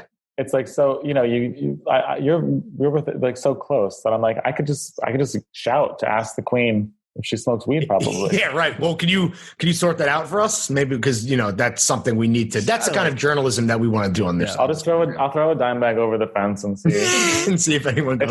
When the flag is up, it means she's like looking. She's high. She's token up. But to James's point, I think that being a royal, like it's more acceptable to be like a Nazi sympathizer than to be out of the closet, right? I mean, probably. That's just facts. So. And that's wild. That like, well, whatever. Fucking Harry. Is breaking Harry. down I wasn't even talking about him. I was talking about the Duke of Windsor. Ever watch The Crown? Great documentary on Netflix. Did they start the Lady Di season? They just dropped the trailer. Yeah, it looks awesome. I love Dool. Do you watch The Crown? You fuck with The Crown? I do. And you know what else I love in a trailer? I love when you don't hear the dialogue, you just see people talking and you see. No lines are spoiled. Like, what is Charles yelling at Diana? We'll find out on the 15th of November. And he is pissed. Oh, very pissed. It's something big. Pencil-faced motherfucker. Oh, I can't wait. I love it. The pomp and the circumstance and, oh, God. Hell yeah. Get back into it. A slow pan. Oh. All right, Dool. Final piece of constructive criticism from the boys.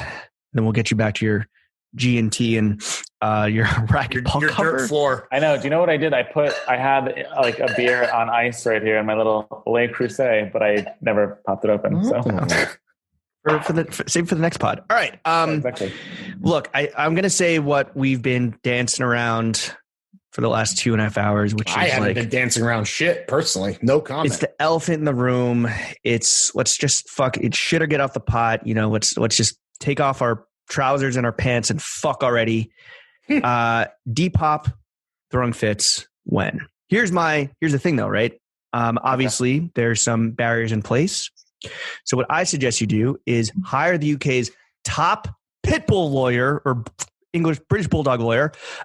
Get him or her to poke holes in Lawrence's non-compete agreement with Grailed so we can finally get this Throwing Fits Depop partnership popping. No comment. Listen, when you're ready, we'll be waiting here with open arms, me and Peter Semple. All right. Peter, you heard the man. Hey, oral, that's a binding agreement. So here in the U.S. that's at least. An oral contract? Yeah, it's an oral contract. And you know what? Zoom, we're recording here in the U.S., so it counts. We need to sign it in international waters. Okay. Yeah, sure. So we'll take a fucking booze cruise out to 18 miles off the shore. Yeah, right. Shores of Love Island. Yeah. We'll meet you halfway. Yeah. Great. No, listen, guys, you tell me when. All right, we'll tell you when. All right, Dool, where can the kids follow you on socials? Mr. Dool on Twitter and Instagram. If you MR Dool. MR Dool, yes, DOOL. If you want to get down on TikTok, so it's a wild ride out there, but it's Steve Dool because I'm going full name on that one. Are you a creator or are you just a watcher? I'm a watcher. Okay, a lurker. Likes to watch. Lurker. And anything you want to plug before we kick you out of here? No, download Depop. All right. Steve Dool, thank you for coming on the only podcast that matters. A mentor, a homie, hopefully soon a colleague, A gentleman, a scholar, a mate, a lad, a cheeky fucking cunt. Potentially Prince one day. A peaky fucking blinder. Chef, I order the peaky fucking blinders. Smash that motherfucking outro music, baby. Hey, bitch, I'm a problem. Nobody solving. You can keep hating, I'm popping regardless. He wanna feel like Megan Thee Stallion. Don't want your nigga cause I want his daddy. I like to switch up my style every week. I gotta switch up my hair every day. I ain't no hoe, but I do be on going. I promise my niggas gon' love me the same. I'm a hot girl, don't try it at home. I wear the shit that be showing my thong. I like to drink and I like to have sex. I fuck the niggas that's cutting the checks. Dance on a dick now you been served. I like a dick with a little bit of curve. Hit this pussy with an uppercut. Call that nigga Captain Hook. Ayy, I go shopping. Want it, then I cop it. Ayy, yeah, bitches popping. I do what they copy. Ayy, look, he's a sweetie. Kiss it when he eat it. Ayy, yeah, know it's good when you chewing. Ayy, singing. I love niggas with conversation that find a clip with no navigation. Mandatory that I get the head, but no guarantees on a penetration. I be texting with a bi chick. We both freaky, just trying shit. Main nigga getting super jealous. He don't even know about the other fellas. I need a Mr. Clean, make that pussy beam. Okay, I just might need a baker, make that pussy cream. Okay, you woke up mad at me before you ain't brush your teeth. That shit super sad. Fucking carpe diem. I'm so indecisive, you can cuff me, but I'm wifey. I just want a nigga who gon' slurp me like a icy.